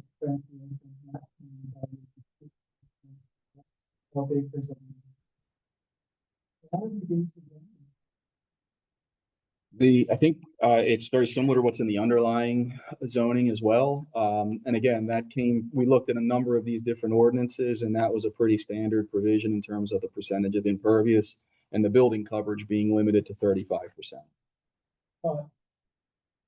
And again, if you, The minimum tract size of 20 acres, that's a heck of a lot of land that could be fixed per acre. it is, and that's part of the conversation. This is for this purpose. It may not be 60% of the tract as impervious. It may be something less than that. It's part of the conversation. Well, that's fine, bring it up, because The underlying, Yeah. And if we wanted to match the 55, again, this is part of the conversation. This is why we're having the conversation.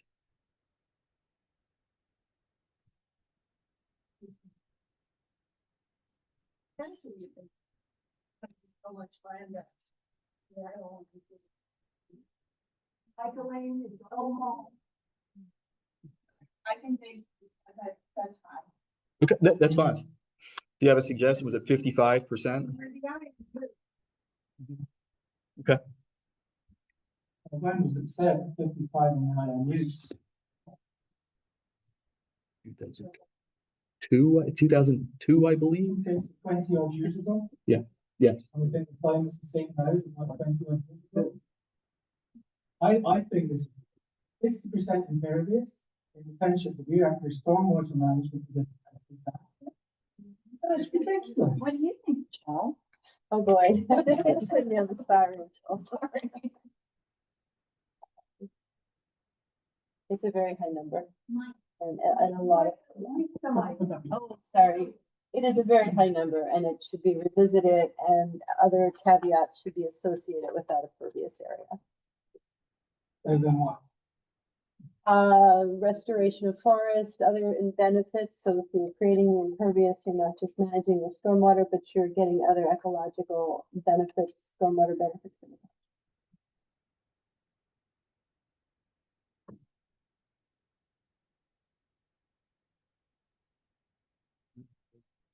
Comments on page 1? I thought that, under data center accessory uses, energy generation facilities.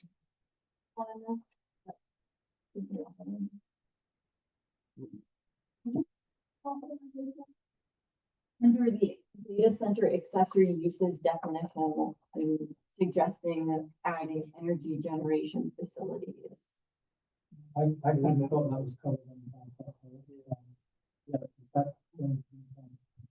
Energy generation facilities. Yeah. Okay.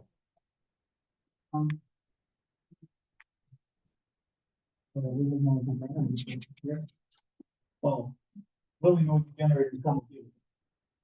We're gonna get there. Yeah. But you're right, you need to have that as part of it.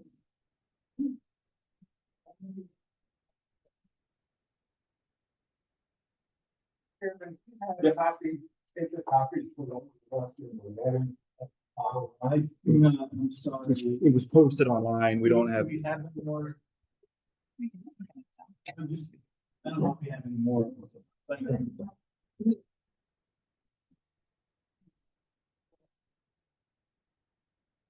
And, all right.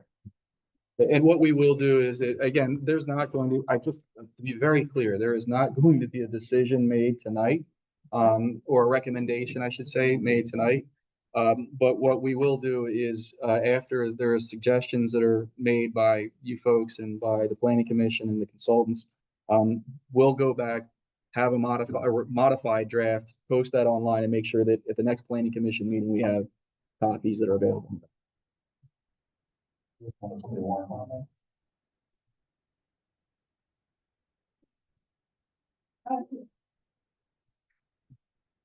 think you folks go through comments.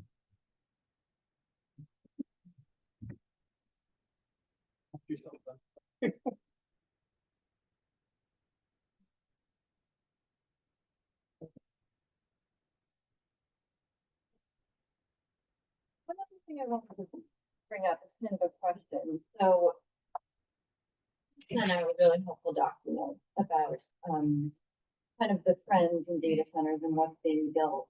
And so basically, if there were a 20-acre site and you were only allowed to develop a building that was 35% of that tract area, that would be about 301,000 square feet. Thing.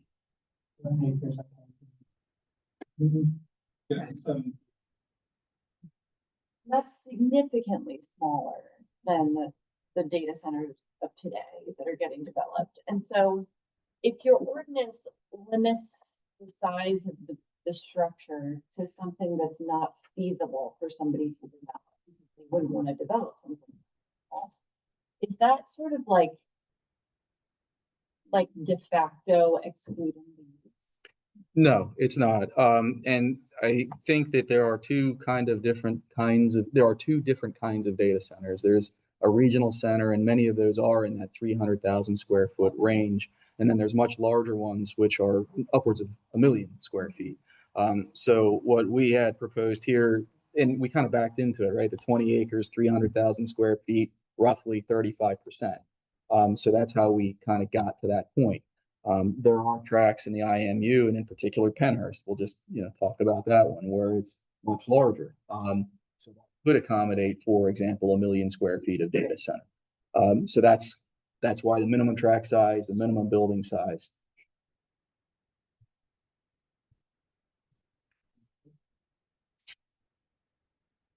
I think the two comments that we got on the first page is that we need to revise the building coverage. Yep, noted. The impervious coverage, number. And we'll work with Michelle. I think that probably is going to be, at least in my mind, that's on a sliding scale with the ecological benefits too. So it may be a much smaller number to start with at some percentage, and then it's a sliding scale up to what's allowed under the IMU today at 55%, provided there's some of these ecological benefits that Michelle spoke about, and we'll propose that.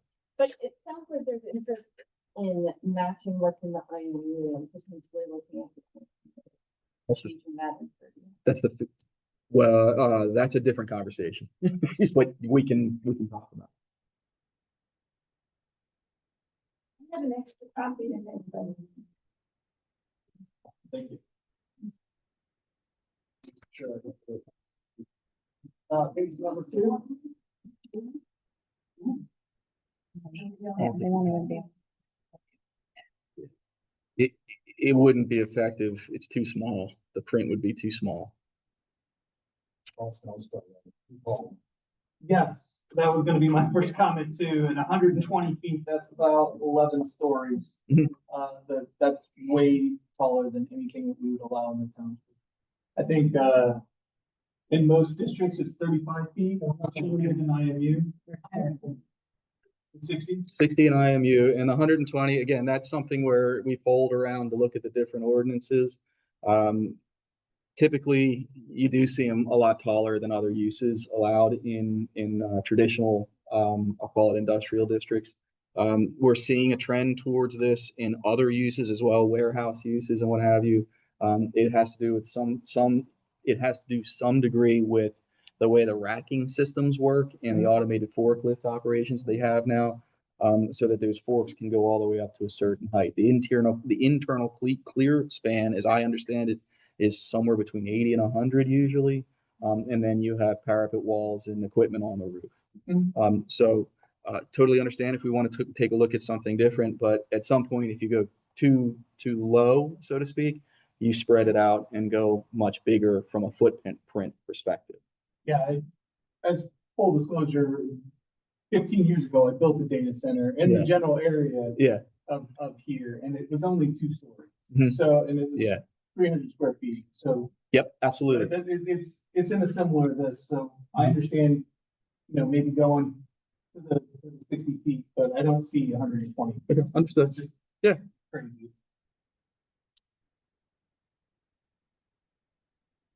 Noted. And also, if the Well, that's a whole other conversation, Elaine. And, there is a whole section in here in the IMU district, the underlying IMU, dealing with height and actually bonuses for TDRs. You can go higher than 60 feet if you have these TDRs. We use them in a different way, propose to use them in a different way here, in terms of maximum building footprint, I'll call it. But we can definitely revisit that as well if you want to go. But it sounds like, Mr. Chairman, you're suggesting 60 foot is kind of A max, yeah, just because of the way that the township and, Yeah. and everything else around it, it would just, if you had a 12-story building in the middle of the township, it would just, you'd kind of see it. you'd be able to see it from anywhere in the town. It's a wide pump. Yeah, so anyway, Okay. that's kind of my- Noted. my Yeah. comment, and I do see that there's, PR section here below. Yeah. I have a question about.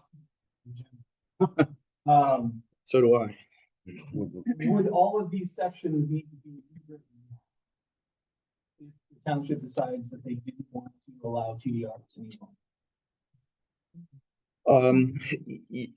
Yes and no. No, only because this allows for a bonus in terms of construction of square footage. But if TDRs were to go away, this section would perhaps need to be revisited. And it would just be a percentage of overall lot size or something of that nature. But I don't know what's going to happen with TDRs. I don't think anything's going to happen with them in the very near future. Yeah, I agree. But I do agree with you that, yeah, there would have to be some revisions in the future if TDRs went away. Does it make sense to include them in this, at this point, for that, or just line them out altogether? I think it makes sense from the sense that, from the perspective that it may be a means to an end to help retire TDRs. Transferable development right. So the township has, within the township itself, there is I'll call it a donating district or donating districts and receiving districts. TDRs are something that can be transferred off of property. They can be removed from a particular property and then applied to a different property. The township has a number of these TDRs that it has stacked up in its possession. There are some floating around out there in in the public where people own them. The Twins Foundation, for example, the Rice Track, if anybody's familiar with that.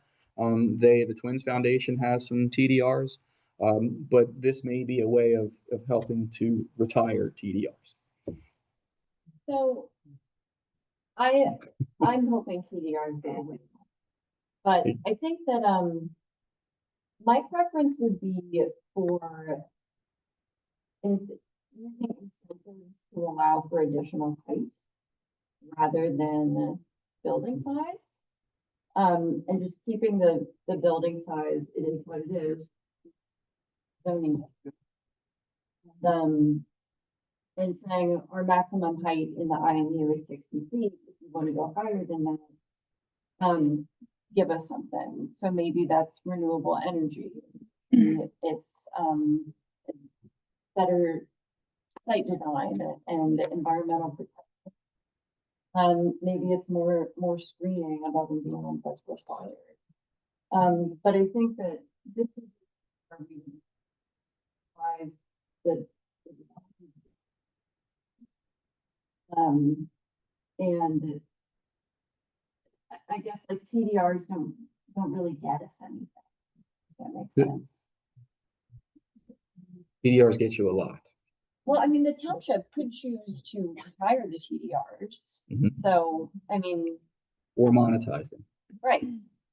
Or monetize them. But I think given the attitude we're hearing today and what I know about the township's vision, I would think that we would be more interested in. I don't know about that. Yeah, who knows?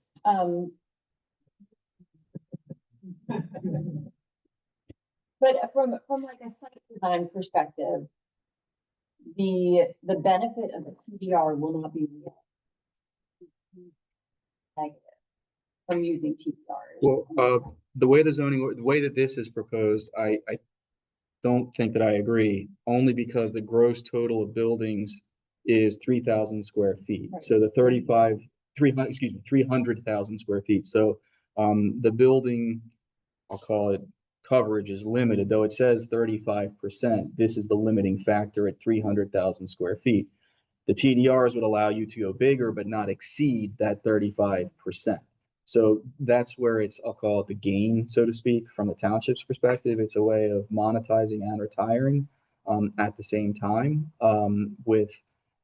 If we took this provision out and just had 35% and you had a 75-acre tract, for example, you could have 900,000 square feet of building at 35%.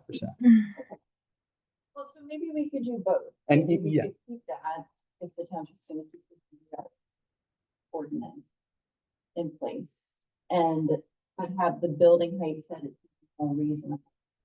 Yeah. And require additional. Yeah, Setting noted. tax height for them. Yeah, I think yes, that's what I heard from the chairman as well, is that we're going to set that somewhere around the 60-foot range, and if we have bonuses to get to 60 or whatever, we'll propose something like that. Again, looking at the ecological. Yeah, I don't want it to be confused where I'm saying, oh, 60 feet, and then if you have TDRs, you can go above 60 feet. I I'm understand. saying 60 feet. I get it. I got it. All that. Understood. Yeah, we'll play around with that from a parapet perspective and just make sure it's very, very clear, you know, where we're talking about the maximum.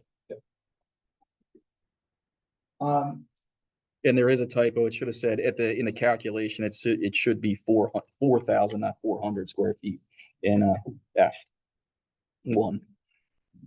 Typo somewhere else. When it's, There's more than one, believe me. The very first word in the on the first page. Yep. Yes. My mind was wandering. Yes, please. We only have 2 days to look.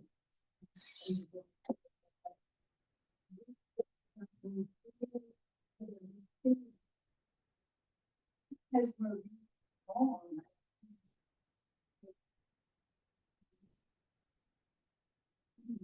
Maybe.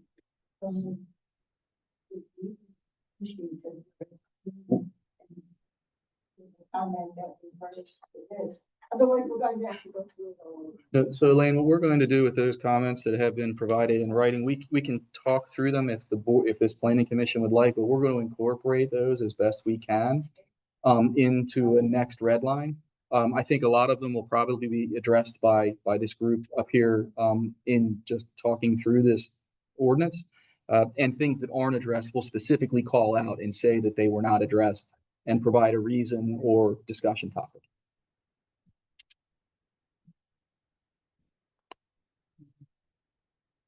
On building setbacks number 2, it says the minimum building setback and minimum loading. Items. For adjoining tracts. I'm thinking about that farm parcel that's on the other side of the Schuylkill River Trail that's in the agriculture zone. That's Mr. Hunt, isn't that your property?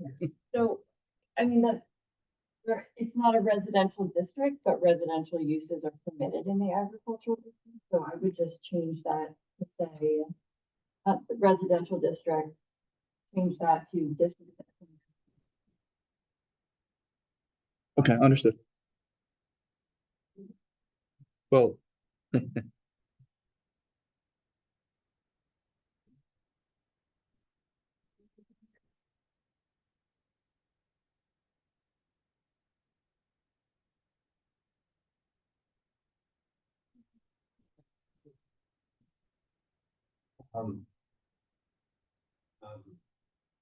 Property known as Eden Valley Farm that we bought from the Commonwealth of Pennsylvania 40 years ago has recently been approved, and highlighted by the senator, was recently approved because we put the whole property in a agricultural easement, so that nothing can be built.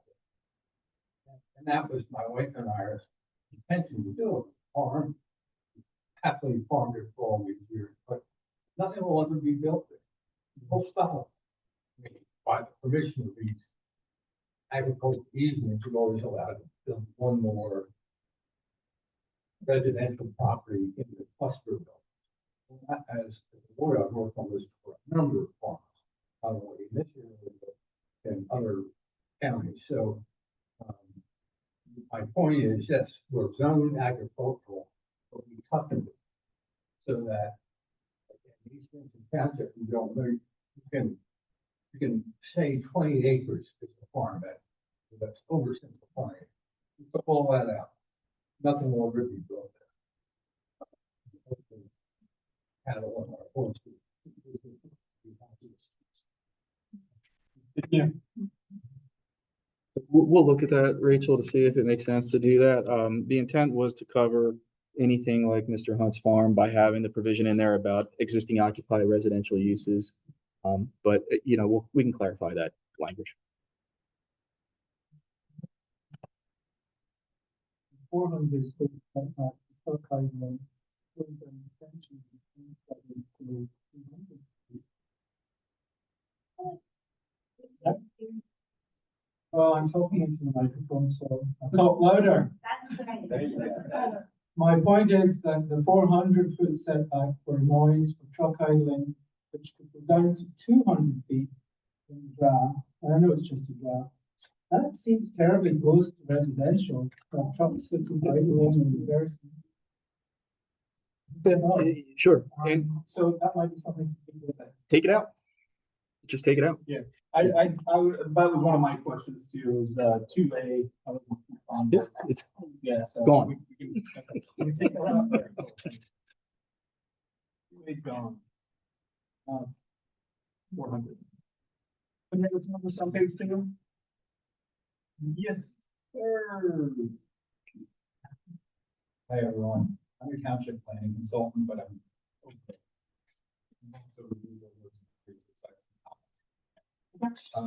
Talking about the high end you also contain Google River Trail, I just mentioned, and independent. So you might want to also put it in the back to park and recreation areas as well.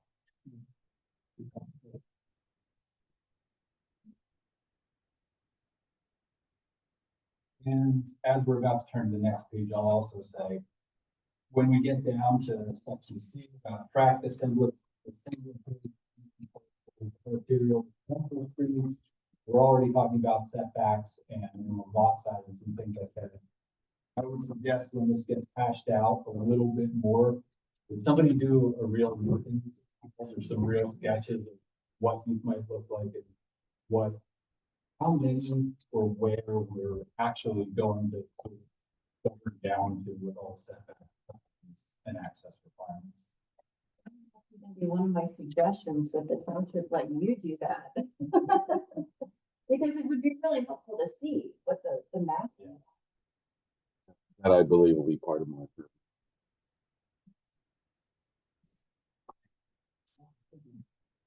Anything else on page two?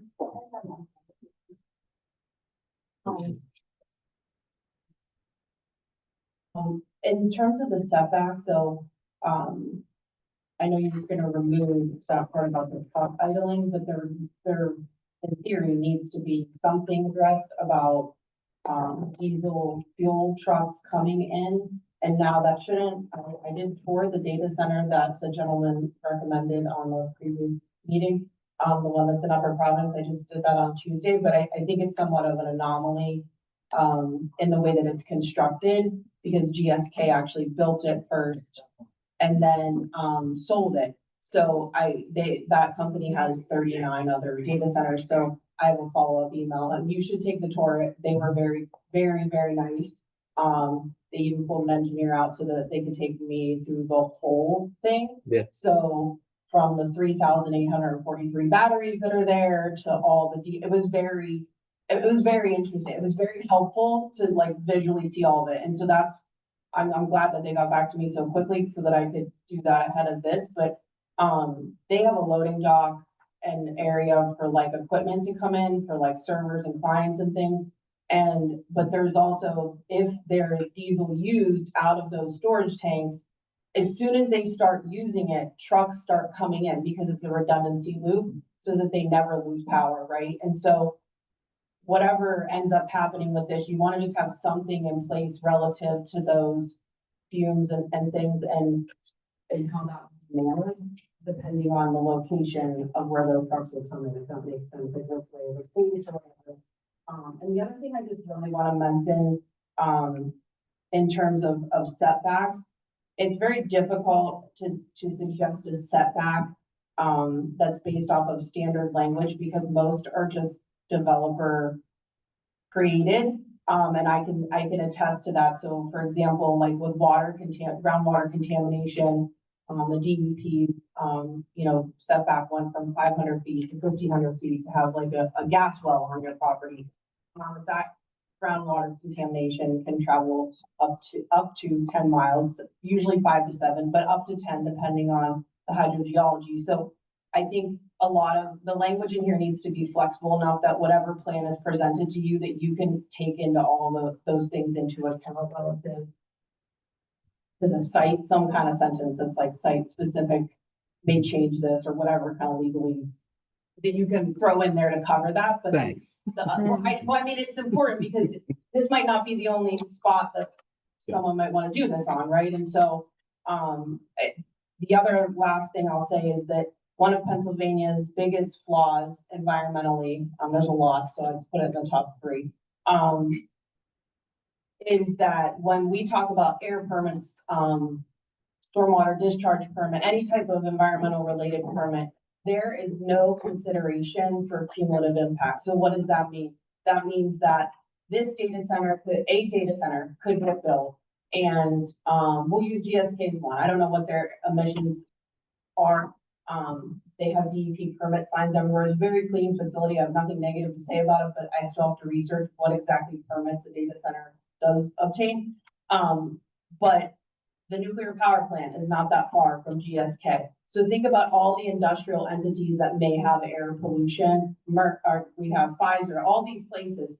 Each permit is permit specific, meaning it does not, it's for that location, not what is in the air cumulatively.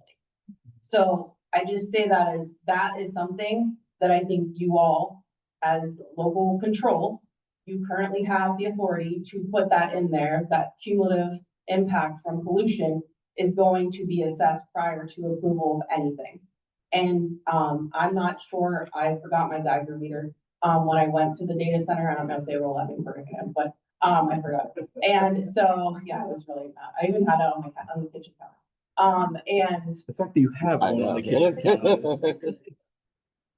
I know. Residents are in distress, so I've learned to buy some equipment. But there are, and we have a nuclear power plant. There's just a lot in this area. And I would also say that this specific location is very troubling, is that it's next to the veterans. So any of these setbacks that are proposed need to take into account that we have the people that have sacrificed and served our country living full-time in a facility there, that I will die on that hill with them fighting any kind of pollutional anything going next to them, because there's a lot of neurological issues, all those things. So my recommendation is don't go with industry typical setbacks, dig into the health standard. Even for our own drinking water, there's industry standard that PA American Water follows, and then there's a health standard, and they are a hell of a lot different. And so you, as a local government, even though Pennsylvania is a fiefdom state with all of its municipalities, the control lies in those individual municipalities' ability to say, not in our township, we're going to do this, and you have that legal authority. So I just wanted to plant that seed from the cumulative impact perspective, that all of it shouldn't just be by one facility, and that the setbacks should really be science and health based, not what the typical data center or whatever facility. It's not even just a data center. There's a lot of more harmful things than data centers, but you get my point, that those should be things, and I'm happy to help you share any of the stuff I've collected along my time in office, learning about all these things as a lifelong Pennsylvanian. Have no idea how bad we are at regulatory protections that most people think are in place based on common sense, so thank you. I should have started too with the proposed use here would be by conditional use, so there will be the opportunity for the Board of Supervisors, this body, as well to make recommendations of the Board of Supervisors also to impose additional reasonable conditions to address some of those kind of site-specific issues. But I do agree that there are some things that perhaps from a cumulative perspective we could look at here as well. If some of the biggest concerns are around the diesel powered generators and the cooling needed for the building, which I guess is done either by the air or by water intake. It seems like there are cleaner alternatives that maybe are industry standard, and I don't know. I was trying to research this, but I ran out of time. But like, could you use a battery instead of a diesel powered generator, like a very large battery? I wouldn't, well. But it would get the electric generation system. They already have batteries in power spikes and small shortage. There's already UPS. That's a standard equipment. Instead of They will. Well, they're in addition to. So the UPS as well. UPS being a universal power supply. Uninterrupted power supply. I'm sorry. Anytime that there's a small power bit or something like that dedicated on, they don't last long. I want to say that they're only a couple of hours tops.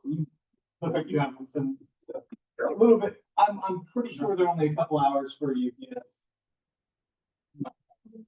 Larry Shank, 130 Shady Lane. I've got about 40 years of experience in IT. And I also spent about 23 years later. The way it works is power doesn't directly come in and go to the computer. It comes in and it goes to a huge, Senator Muth mentioned, a huge bank of batteries. The purpose of those batteries is they take in and store charge, and they smooth out the electricity so that it's a consistent, unspiked power into the computers. And if the main power source goes off, to your point, those batteries can sustain for a certain amount of time. But then what happens is those diesel generators we talked about, they kick in and they feed the power back into those batteries. So those batteries are constantly kept on. So those batteries are, under most current technology, lead acid. So if you walk into one of those data centers, and I've recommended the GSK or the now Flex Central, the smell from the lead acid is very, very prevalent when you're in that level of building where those batteries are. So there's a huge life hazard in that. You don't go into that room without protection. If there's an incident, your firefighters, your emergency responders need to know that there is this huge life hazard, because when that acid mixes with water or other substances, it creates toxic gas. So these are the things I was going to bring up about the fire. So, and then with the diesel generators, there's a GSK, if I recall it correctly, in the Central Data Center, there's about 40,000 gallons stored in above ground tanks outside the building. What happens if those tanks leak? Is that going to go into the Schuylkill River? Is that going to create a fire or explosion hazard, as you brought up earlier? So these are things that, and I'm not necessarily advocating one way or another, I'm just trying to lay facts out there. But there are serious considerations that as a township we need to look at. Are we going to have to end up spending a lot more money to outfit and build a paid fire department or a part paid fire department, special emergency response teams and stuff like that to handle one building? So those are just a couple of my thoughts for right now. I guess like we have more batteries, and not the lead acid, like a flow battery or something.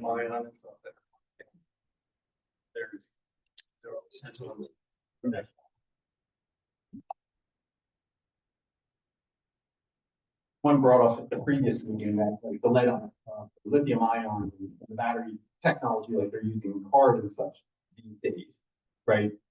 It comes down to what the developer or what the builder wants to put, because those are going to be more expensive than the traditional lead acid batteries. But I wonder if we could do something like use the ordinance to push them towards doing anything but diesel fuel. And having that be sort of like the more onerous option somehow, like, or in a conditional use, something like you wanted to have your backup generator be diesel, then you have to.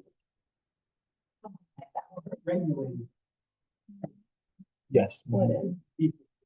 at that level that. Yeah. On the site, the regulated side. So diesel, what the gentleman's saying is that diesel fuel at that size, at that capacity is regulated by the state, which is correct. The same, and we run up against different technological issues as well. If you wanted to look at, for example, solar fields over, was it three megawatts, whatever, you can't go over a certain size in Pennsylvania because there's no community solar fields. You could have natural gas or propane instead of diesel fuel. But you could do it fit the solar field for your principal use. If you're showing that it meets your demand. Yeah. But there are other issues you got to deal with. So, and the other thing to think about is, as much as we think of diesel as being a dirty fuel, in some senses, you can stand next to a diesel tank, light a cigarette, and put it in there, and it's not going to blow up. So there are some benefits to diesel as well from that perspective. It's just a matter of making sure that whatever the technology is, it's appropriate, and making sure there are the required safeguards in place to make sure that those leaks, for example, don't happen. I guess I'm talking mostly from the sound perspective and from the emissions perspective. So the sound perspective is addressed. We do address the sound perspective in the ordinance, and we can get to that when we get to it. But the concept here again is that even when they're in the emergency state, the sound does not go above a certain level. That would include when the diesel generators are on. And then as far as the emissions are concerned, there would have to be, and perhaps they're not, I'd have to look into the issue of how stringent we could make them, but the EPA standard would for supply, and whatever state standards there would be from an emissions perspective. We'd have to look at whether we can exceed those standards. I have a quick question. So I know with the data center that Senator had toured, they have their backup generators are installed inside the building. Mm-hmm. They're put there specifically so because of the sound, and the louvers on the outside are sound tuning. Yes. Is there anything that we can do to be able to put that as a condition of you have any emergency generators would have to be contained within? That something that we can put right into this, or is it something that we have to leave out? No, you what, I'm sorry? No, it sounds like great. Yeah, no, absolutely. You could put those, and yes, they can be required to be contained to the extent that you can contain them. Yeah, and sound attenuation, that's all part of sound attenuation for sure. Thank you. I'll note that too. Any other comments on page? Mr. Chairman, you have comments online. Okay.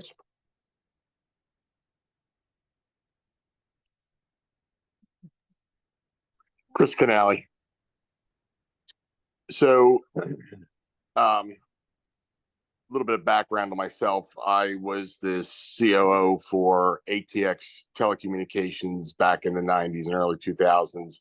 Then Corecom, which was a nationwide data center developer. Then we went to Evolve IP, home base in King of Prussia, Pennsylvania. One of the data centers that we helped fit out and occupied was what they called the Switch Prime. which is in Las Vegas. They are a tier 5 construction build. Basically, they are able to offer 100% uptime, zero carbon, net carbon emissions. And one of the ways that they were able to do it, I know we talked about the lead-based batteries. What they went to was nickel zinc batteries. Nickel zinc batteries have much more density, a longer lifespan. The safety is much greater with them. Obviously they're more expensive, but they are a non-lead option. So it takes safety into consideration. The other thing that they did out there was they did propane-based generators instead of diesel generators for an emissions standpoint. From a safety standpoint, I don't know that they were any better because of flammability. But when Vegas fought back and had emissions issues, they asked them to go to propane. So there are alternatives that can get you to a net zero and put you in an environment where they recycle water, for example. So their water towers actually use the gray water of the building and convert the gray water, filter the gray water, let the gray water go back up to the tower, and use that for their chilling capacity. There are things. So what the point of my interrupting the meeting here was, it's what it's known as is tier 5 platinum data center designing. I don't know that you're going to get in 300 to 1 million square feet. I don't know that you're going to get somebody to come in and do tier 5, but clearly you can build towards that. And if you want to look at the right way to build it, the best in the world at the moment, it's called the Switch Prime campus in Las Vegas. Thanks, Chris. That I did take a look at some of that. They're huge. They are huge. We occupied a couple 100,000 square feet ourselves, and they have thousands of cloud computing companies inside of there, including FedEx's facility is in there. Where you connect to FedEx, you're connecting to Vegas. Yes. Yeah, it's a huge facility. So, but thanks. That's I appreciate it. So just we were having a sidebar, Mr. Chairman, up here for a moment. I think that your preference is to try and fit as much as we can in here before 10 o'clock. We probably won't get through this whole thing, and we're not going to get through all the public comment, I am sure. But we're going to get to where we can by 10 o'clock, shut this down, and then we'll revisit it next month. Yes. So, okay.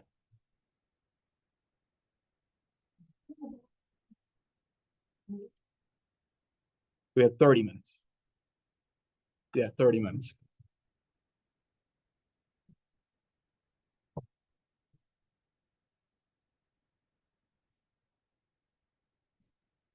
Yes, I was planning on setting aside the last 15 minutes. So at 9:45, I was gonna open up the public comment if we have got there. All right. So, Mr. Chairman, I think we're through page 2. Page 2 on the third page. Third page. That is Number third page. The only comment that I have on this one is at the very bottom for woodland standard. Up to 100% of the woodland is permitted to be cleared or developed. The following conditions they met. 100% seems like 100% cleared. that was the starting point. Yeah. So whatever we want to, again, this was, I could have put a blank in there. It's just a placeholder. So if we want to do less than 100%, that's, if you all recommend less than 100%, which I'm sure that some of you will, that's fine. The concept here again is, look, there are going to be woodlands and, potentially in whatever tract there is at a certain size, right? 20 acres, unless it's a farm, it's going to have some kind of tree woodland area on it. The concept is, if it's a small area, sure, it's going to be 100% disturbed, potentially. If it's a very large area, perhaps it's less than that. But there should be some kind of a reforestation on the other side of that. It's not just knock it down and don't replace. Well, if the the building coverage is limited to 35%, and the impervious is 55 or 60%, and the whole site's not gonna be disturbed. No, it's just a matter of how much woodland is on that site. So if it happens to be the developable area is with it has woodland on it, then perhaps it would all be disturbed. But you may also only be talking about a certain, area, so to speak, a smaller area. So maybe the better way to handle this is not based on percentages, but actually acreage or trees, number of trees, or whatever it may be. There are different ways to handle it. Why would we want it to be anything other than what is in the underlying zoning district requirements? You may not want 35% of the woodlands disturbed, or maybe 100% of the woodlands is within a 10% area of the tract. There are just different scenarios where it makes sense to me, at least, that there would be flexibility within what could be disturbed. And again, I'm not thinking of 100% wooded tract. I'm more thinking of, you have a tract that perhaps is 75. Again, look, take 20 acres, and maybe a quarter of that tract is woodland. Well, we've got very limited tracts that this would apply to. And so maybe once you do your plan, we can see like what impacts that we would have. And maybe this one later, but I mean, it seems to me that if the issues are the visual impact of this giant monstrosity and sound attenuation, that trees would help with that. And that getting rid of all of them would not solve. No, and that's not what I'm suggesting here at all. And if I'm open to whatever the board is suggesting in terms of a reasonable solution here. Again, if there's a 20-acre tract and it's 100% woodlands, that's a different conversation than if it's a 20-acre tract and it's 10% woodland and it happens to be in the flattest part of the tract. What the underlying ordinance actually say about The lane, 50%. Yes, so why is that bad number? It's not. Good. If 50% is the number, 50% is the number. I'm struggling with this draft, and it's not criticism, it's just my opinion, is that you seem to be incredibly generous. And again, this is a starting point, it's just, start with intent, so to speak. But I'm struggling with the concept. Why is this so much more generous than the underlying ordinance? Again, we looked at the surrounding communities and what they have for data center ordinances, and it's basically an ask. Not from me, it's an ask from a potential developer. And that's why, clearly if 100% is a lot, 50% is reasonable in my mind. So I think what I'm kind of going towards conceptually, philosophically, is that this is our ordinance. What a developer wants and what somebody in Las Vegas does kind of is irrelevant. It's what we want. Yeah, it's a guide. Yeah. It's a guide, and then you base it off of that. My pencils. Refer back to the underlying IMU ordinance and ask ourselves, any given paragraph here, why are we doing more or less than the same one? Which is why I brought up the purpose statement. Yeah. Are we trying to encourage this as a behavior? It seems like we shouldn't be trying to. Also, like to say that before you saying, well, then she would not have really we have to take all of it down. But we have in our ordinance elsewhere that we looked at the track of when it occurs and look to see where the streams are and the woodlands are and all that. And then you do the plan, not tearing them down and replacing them, but going around them. That's already in our ordinance. It is, and that's much easier to do in a residential sense when you have smaller buildings and flexibility and where you can go with them. Here we're talking about potentially very large buildings and less flexibility. That doesn't mean we're trying to impact streams or riparian corridors or anything like that in any way. But of course, woodlands are a little bit of a different animal to some degree because there are different qualities of them, and Michelle can speak to this, or Rick can speak to this much better than I can. But there's differences between heritage trees and established woodlands and what I would call volunteer growth after a farmer stops farming his field for 20 years. And I think that what this township has been very clear about is when it comes to that, we'll call it the older growth forests, those are sacred, in a sense. Those are not to be disturbed. Really, just replacing the trees. Forest is not just the tree. So maybe we should have something in our ordinance. Some kind of study as to where we have these. And the other thing, we do. There's an environmental assessment that would be required as part of this.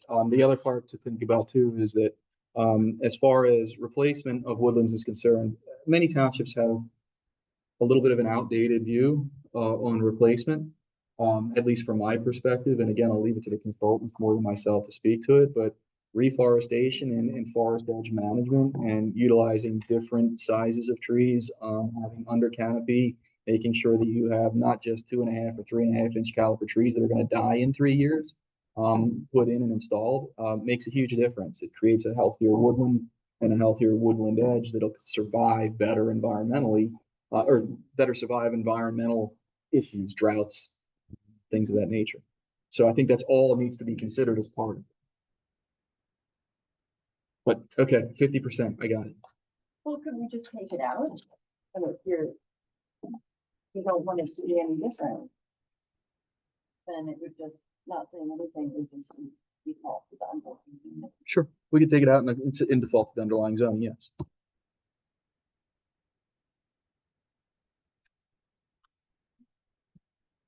And you talk about your water down.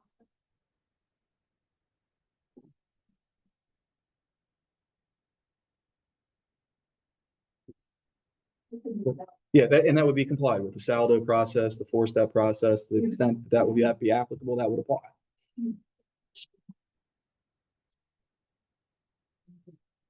There in that area. I'd like to hear what Rick would say, but you presented a pretty interesting thought early on. Sorry, I'm so allergy. Medicine will need more.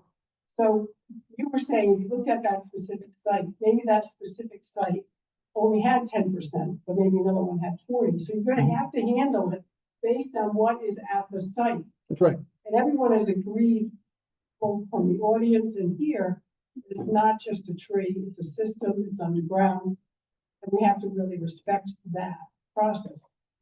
I don't know how many people have gone to Penhurst, but my God, that's where the majestic giants live. Go there. I mean, we have to take special care, and I think people talked about it acting as a sound buffer and a visual buffer. And we've seen videos in Georgia where they just took out 100% of the trees. I mean, it was a horrible impact for everybody who lived around there. So somebody should take you over to Penhurst, because you should see the majestic trees there and how that applies to the actual site, specific things that might be developed as a data center. Why don't we have a flexible formula that I'm sure Rick can figure out that would protect these majestic trees? We do not want to lose them. We only have 11% of forest land in our township. Is that the farmers?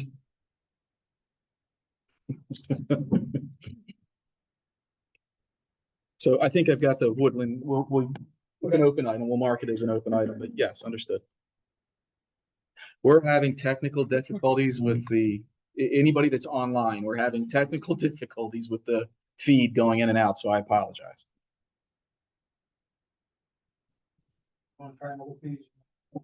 I think so, yeah. Yeah.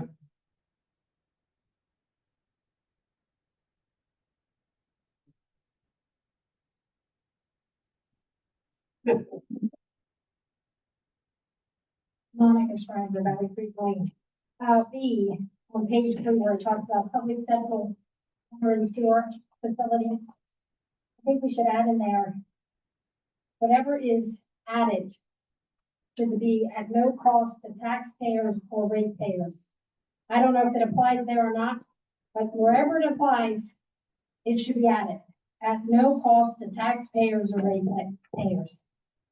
When we get to the electric part of it, I think we should add it there as well. I had a comment there also. It says, public central water and sewer facilities shall be provided, but it doesn't say by who. Are you saying that it should be provided by the developer or provided by? Well, public facilities are provided by either the township or the public utility. And if they're not sufficient in capacity, then they would have to be improved by the developer for their proposed use. So that's what that means. That's what that means. We'll clarify. Yeah. Mr. Chairman, you want to try to get through one more page of this and We have one more page. We'll follow through comments. I think a lot more thought needs to be given to ethics, to environmental impact associated with and I'm not sure what. that was intentional. Yeah. To have that conversation, Rachel. Right. That was very intentional because you're absolutely right, and that's part of a larger discussion. I have some additional stuff to put in there. But yes, that's a big point of discussion. Well, maybe we can get some input from people here. Well, yeah, I got the pickle and I got the stuff. What do you-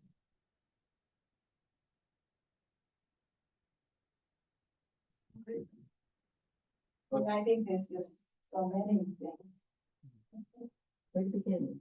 So we have, well, what I will tell you is we have some pretty, let's say broad-based standards that are in the zoning code and also in the subdivision and land development ordinance. Those things would all apply.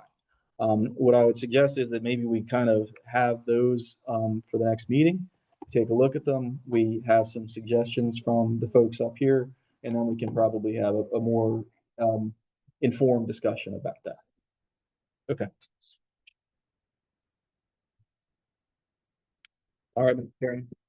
Anything else? One thing.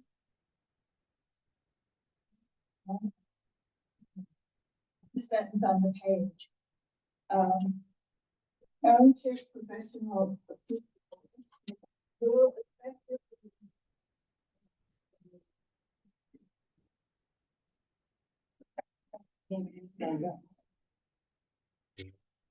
The bottom of page It's, number 5.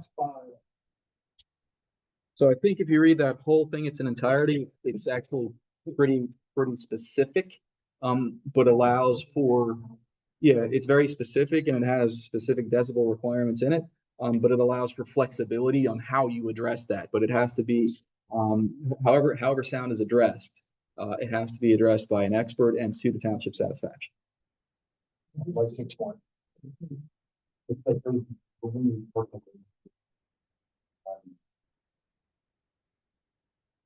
those sound levels are too high. We're having 50 decibel discussion right now. Right. That's too high. I don't want to hear it.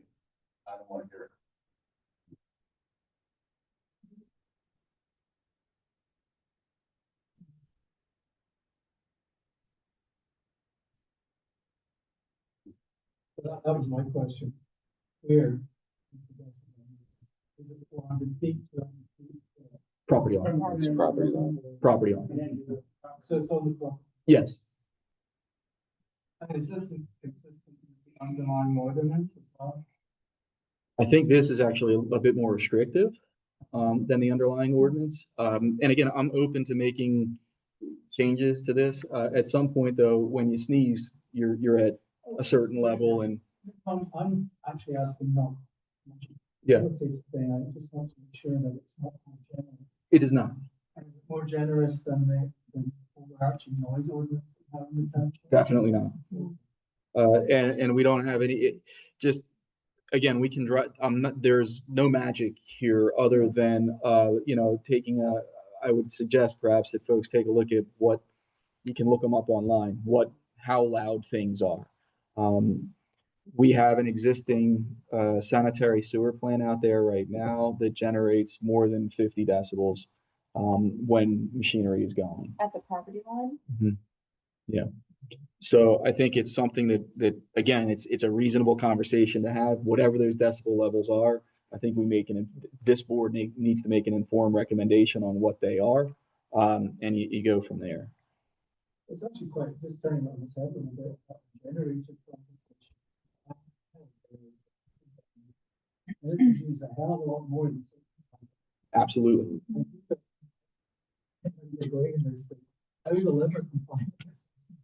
Well, that's that's right. There's sound attenuation that goes around those things, and it does. And that's, those are some of the conversations that you'll hear when folks come in and talk about these things and say, well, I'm going to hear that generator when it kicks on. Probably not, because yours is going to kick on too. Not that that's something that we want to do here. I do think that there needs to be, again, reasonable sound attenuation measures, and whatever the decibel levels are measured at property line, those are what they need to comply with. Know that these are not a car door slamming or something like that, dog barking. 24 hours a day. Now, this is right. Not just a blip. It's all. Right. Go ahead, Michelle. Yeah, I was just, one of the things we talked about at the PAC, and Chris, I don't know if you're still online, is looking to the U.S. Green Building as a lead rating system. Yes. And I note that there are reasonably close LEED certified data centers, one up at State College at University Park and one up in Patterson, New Jersey, which isn't close. But I would suggest we might want to contact those municipalities and find out what issues have come up, where the problems might have been, and also look to LEED as a starting point for the facility itself. But it's hard in a vacuum to sit here and decide what works and what doesn't work. But we can find out from other communities where the problems have been. Yeah, I'm very familiar with one at State College. Okay. And yeah, we can definitely contact folks up there if we'd like. That one's small and it's certified. There's 144,000 foot one. Yeah, the one in State College is very small. Yeah. Anyways, okay. All right, time that we've all been waiting for, public comment. The mic is open. Already there. Yeah,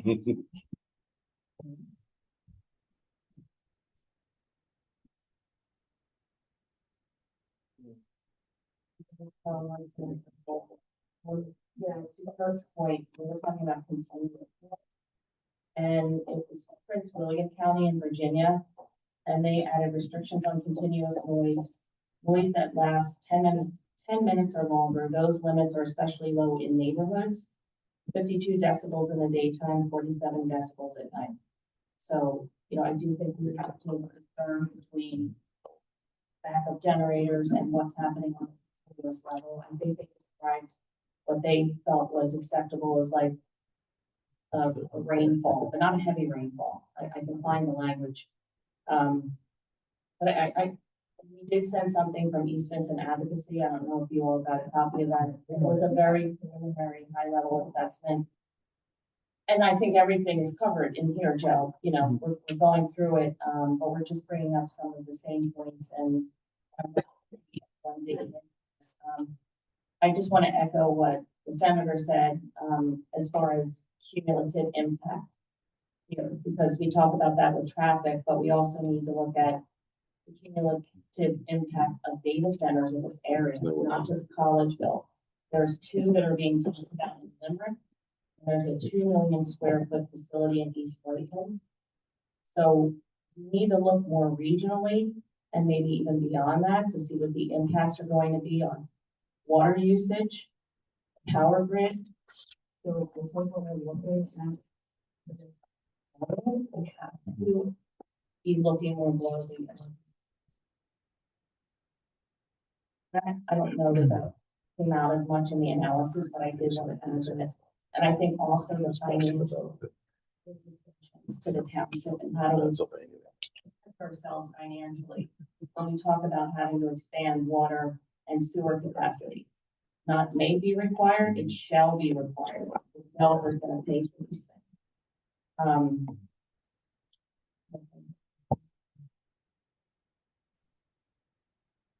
Notes, Lane's Point, all the notes, right?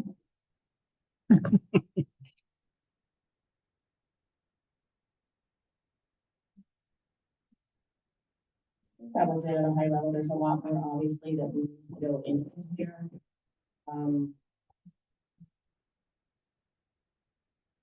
there was something that we saw online about community benefits agreement clauses. Mhm.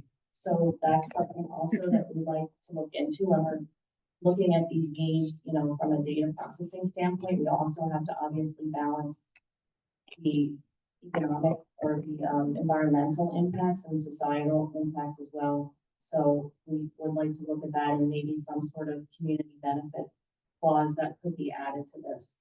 Or the other thing with East Whiteland, they have negotiated to have some of these accessory uses in the basement, below ground. So we're talking about height. Is that something else that we could, maybe it's a condition of conditional use, but they're looking at other ways to reduce that footprint and, you know, and the height as well. So that is something else to consider. And I think this was something that Michelle brought up at the EAC meeting. We have to look at our 537 plan at all. Because we know we have some excess capacity coming on with Jones, but is the township, as a township, I don't feel that we should be giving that capacity to the data center. If they do need to expand, they need to bring that on board on their own. That we need to maybe reserve some of that capacity. I don't know if we have the ability to control that, but I would also mention that as well. Just for now. Yeah. Figure out what condition my conditions are in.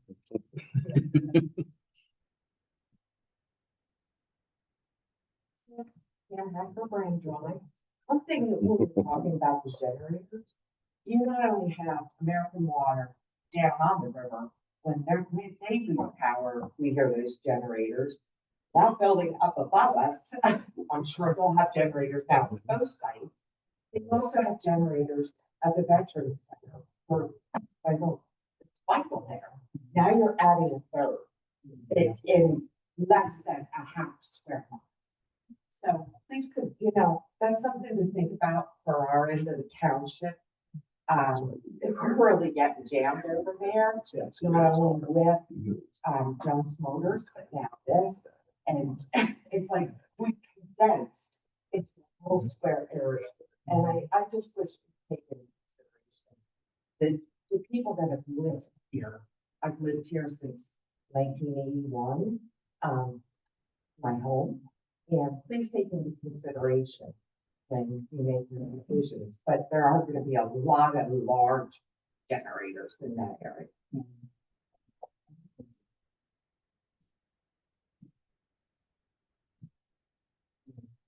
Really want to take up anybody else's time since I was already up here, but Larry Shank on 30 Shady Lane. So I also live in the area. Penhurst kind of backs up to our property because we're right next to the water plant. So I already spoke about a bunch of things. I did see in the ordinance, and I know we talked about it, the maximum height. So that brought up my question of what's the maximum reach of our current fire equipment that's available.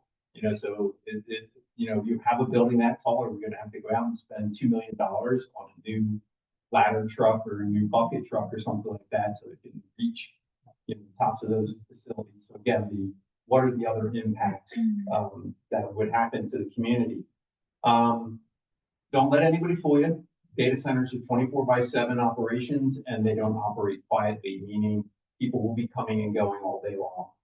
My current role, I work in technical support. I'm constantly sending people to my customers' data centers after hours, 7 o'clock, 8 o'clock, 10 o'clock at night, to fix equipment, to replace parts, to do things on site at their data centers. So there'll be delivery trucks coming and going all hours of the day. They could be delivering disk drives. They could be delivering entire servers. There's going to be tractor trailers going in and out as companies upgrade their servers and stuff like that. So it's not a low impact use like some of these people, some of these developers or whoever have the interest might lead you to believe, which comes to my final point. The Penhurst property is just a bad location. right?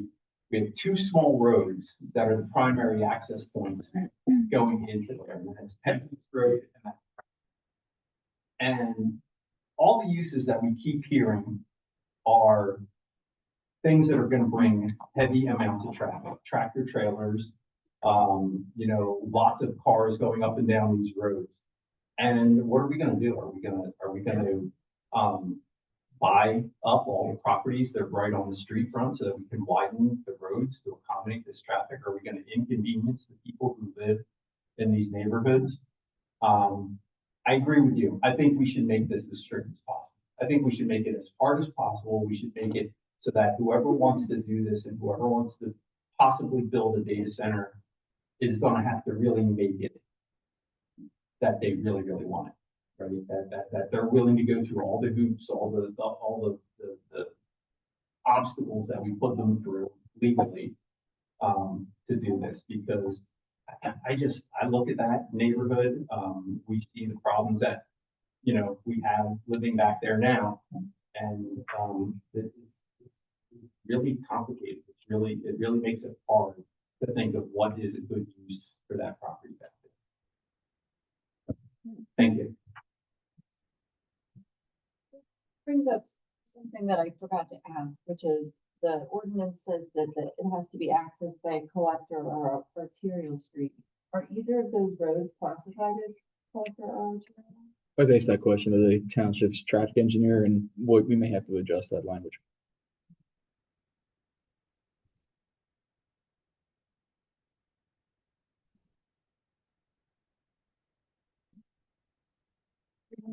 One 16 Penhurst Road.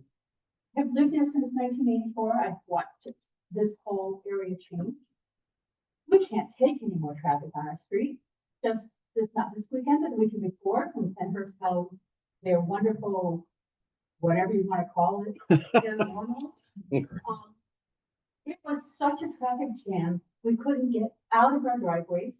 You couldn't come down the street. It was blocked all the way down to Spring City. Nobody was prepared for this. Police department, mayor didn't know anything was going on in Spring City. We had to call the police department out there trying to get things straightened out. We have dealt with this consistently with Penhurst. All night long, like you said, our houses are near the street. They're 12 o'clock at night. From Penhurst, laying out. We have dealt with this consistently. Now you're talking data center trucks. We're already dealing with the construction of the water plant at the top of the hill. With cement trucks coming through, always taking out neighbors who are out there trying to trim their trees. Because the road's not big enough for that cement truck to by and a car at the same time that pulls over and almost takes the neighbor out. You know, we deal with this consistently. These are small roads. There are no sidewalks. The veterans, this time of year, walkers down the street. Okay. Cars almost running down. We deal with speeding. People who work at that. We have constantly called the police department to have people out. This Penhurst cannot take any more of this traffic. We can't handle a data center on that road. Neither can Brown Drive. There's no room to enlarge these roads unless you're going to come by our houses and have us move. I would hate to move my neighborhood. I have wonderful neighbors. It's a great place to live. We don't want to change. We know there's a park going in. That's going to increase too. I don't mind a park. Wonderful. Let people come. But it's got to be something about our situation with traffic and our homes. And you're talking about something that's going to create issues with not only traffic, environmental issues, you know, pollution. You've got the trail down there that we all enjoy, School River Trail. How's it going to affect all that? And like someone pointed out, when they put power plant in, the Schuylkill water wasn't enough for them. They have to have it piped in from the Delaware. What are these guys going to do? If you put a data center down there, it's going to pull it. Not going to be off the Schuylkill. Not going to be enough water for that. So I just want you to really think about, make this as difficult as possible. That if they want to go in there and put something in, go ahead, buy us all up. it's gonna cost you. We just can't. Sure. And the side of the township. Why is it? I understand that nobody wants to pay more taxes. You know, and he says, I'd rather pay taxes than they use this side of the township constantly. So that everybody else on the other side of the township and everywhere else in it benefit from what's gone in down there and the taxes from it. While we suffer the consequences that you don't, because you don't live there.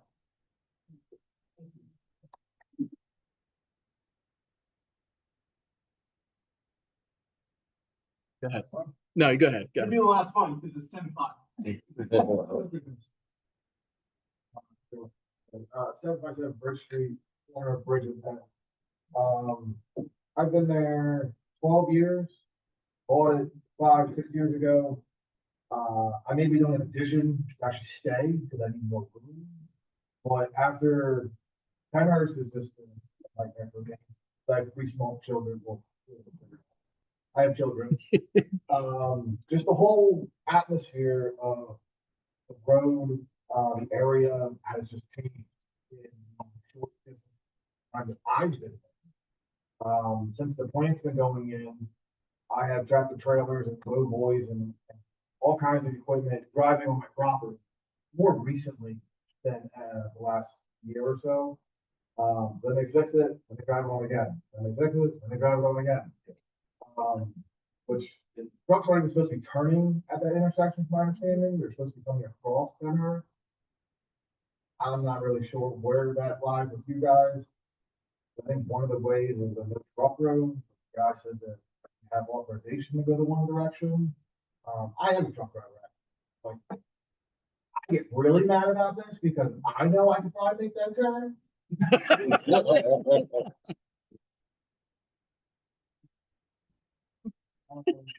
Sure, volume of everything that's going on there. You know, I like to be walking my kids. People have to wait time day to do that. So my child is 6, she gets home, and we were going for walks, but there's all kinds of concrete trucks, and they're only using Penhurst, it seems like. They only use Brown, they use Church, they come through Penhurst, which seems to be the perception. Church is only 3 houses there. And the project manager there said that they're not really supposed to use my road. Certain people, I don't know, there's another project going on in Penhurst, we're not gonna have a power plant. But they're supposed to use the church road, but they're not. He's not sure. They're the ones that actually drove my property, trying to figure out how we got it. So I'm just opposed to anything that's gonna happen down there. The park's fine. That's gonna be nice. I wish there was a whole group of.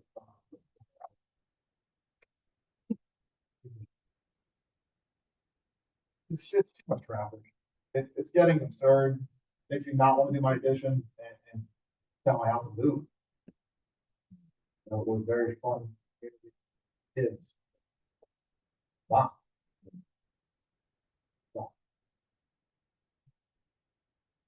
Thank you. So, Mr. Chairman, it is after 10 o'clock. Do you want to shut this down for the evening or?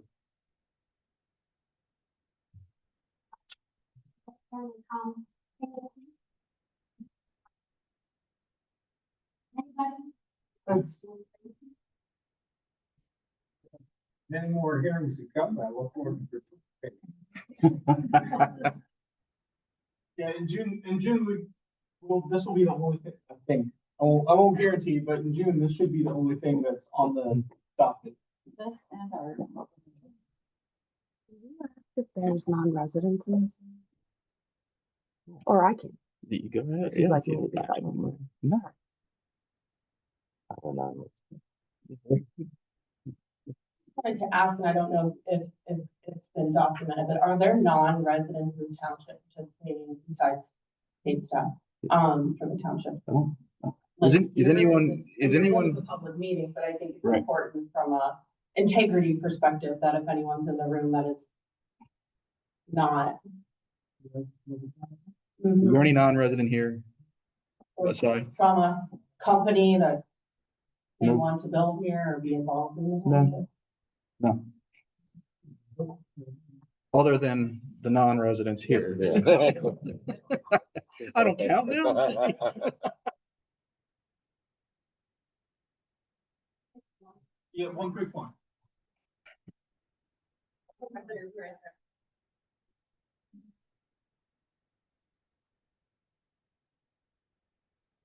I just want to say one thing. I know I've said it before, but I just want to plant it as a last thought.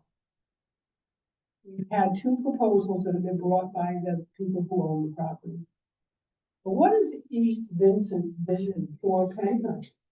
That is within keeping of what we all want. We've heard it over and over again at every planning commission, at every board of supervisor meeting. Why aren't we proactively, economically planning our future?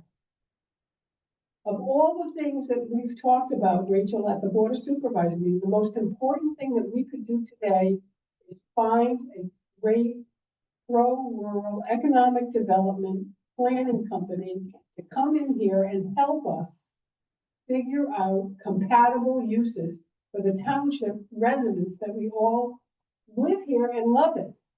But we're not doing that. We're just sitting back and reacting.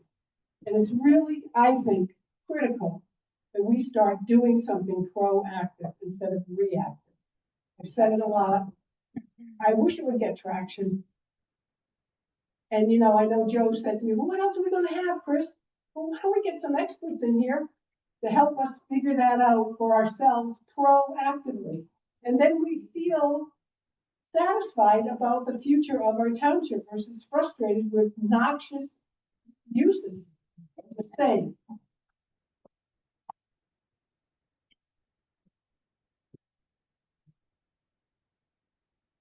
Because it's so late and I know everybody has to get to work tomorrow. I'm at work. All right, I'm gonna make a motion to close until our next meeting in June. I believe that's correct, Mr. Chairman.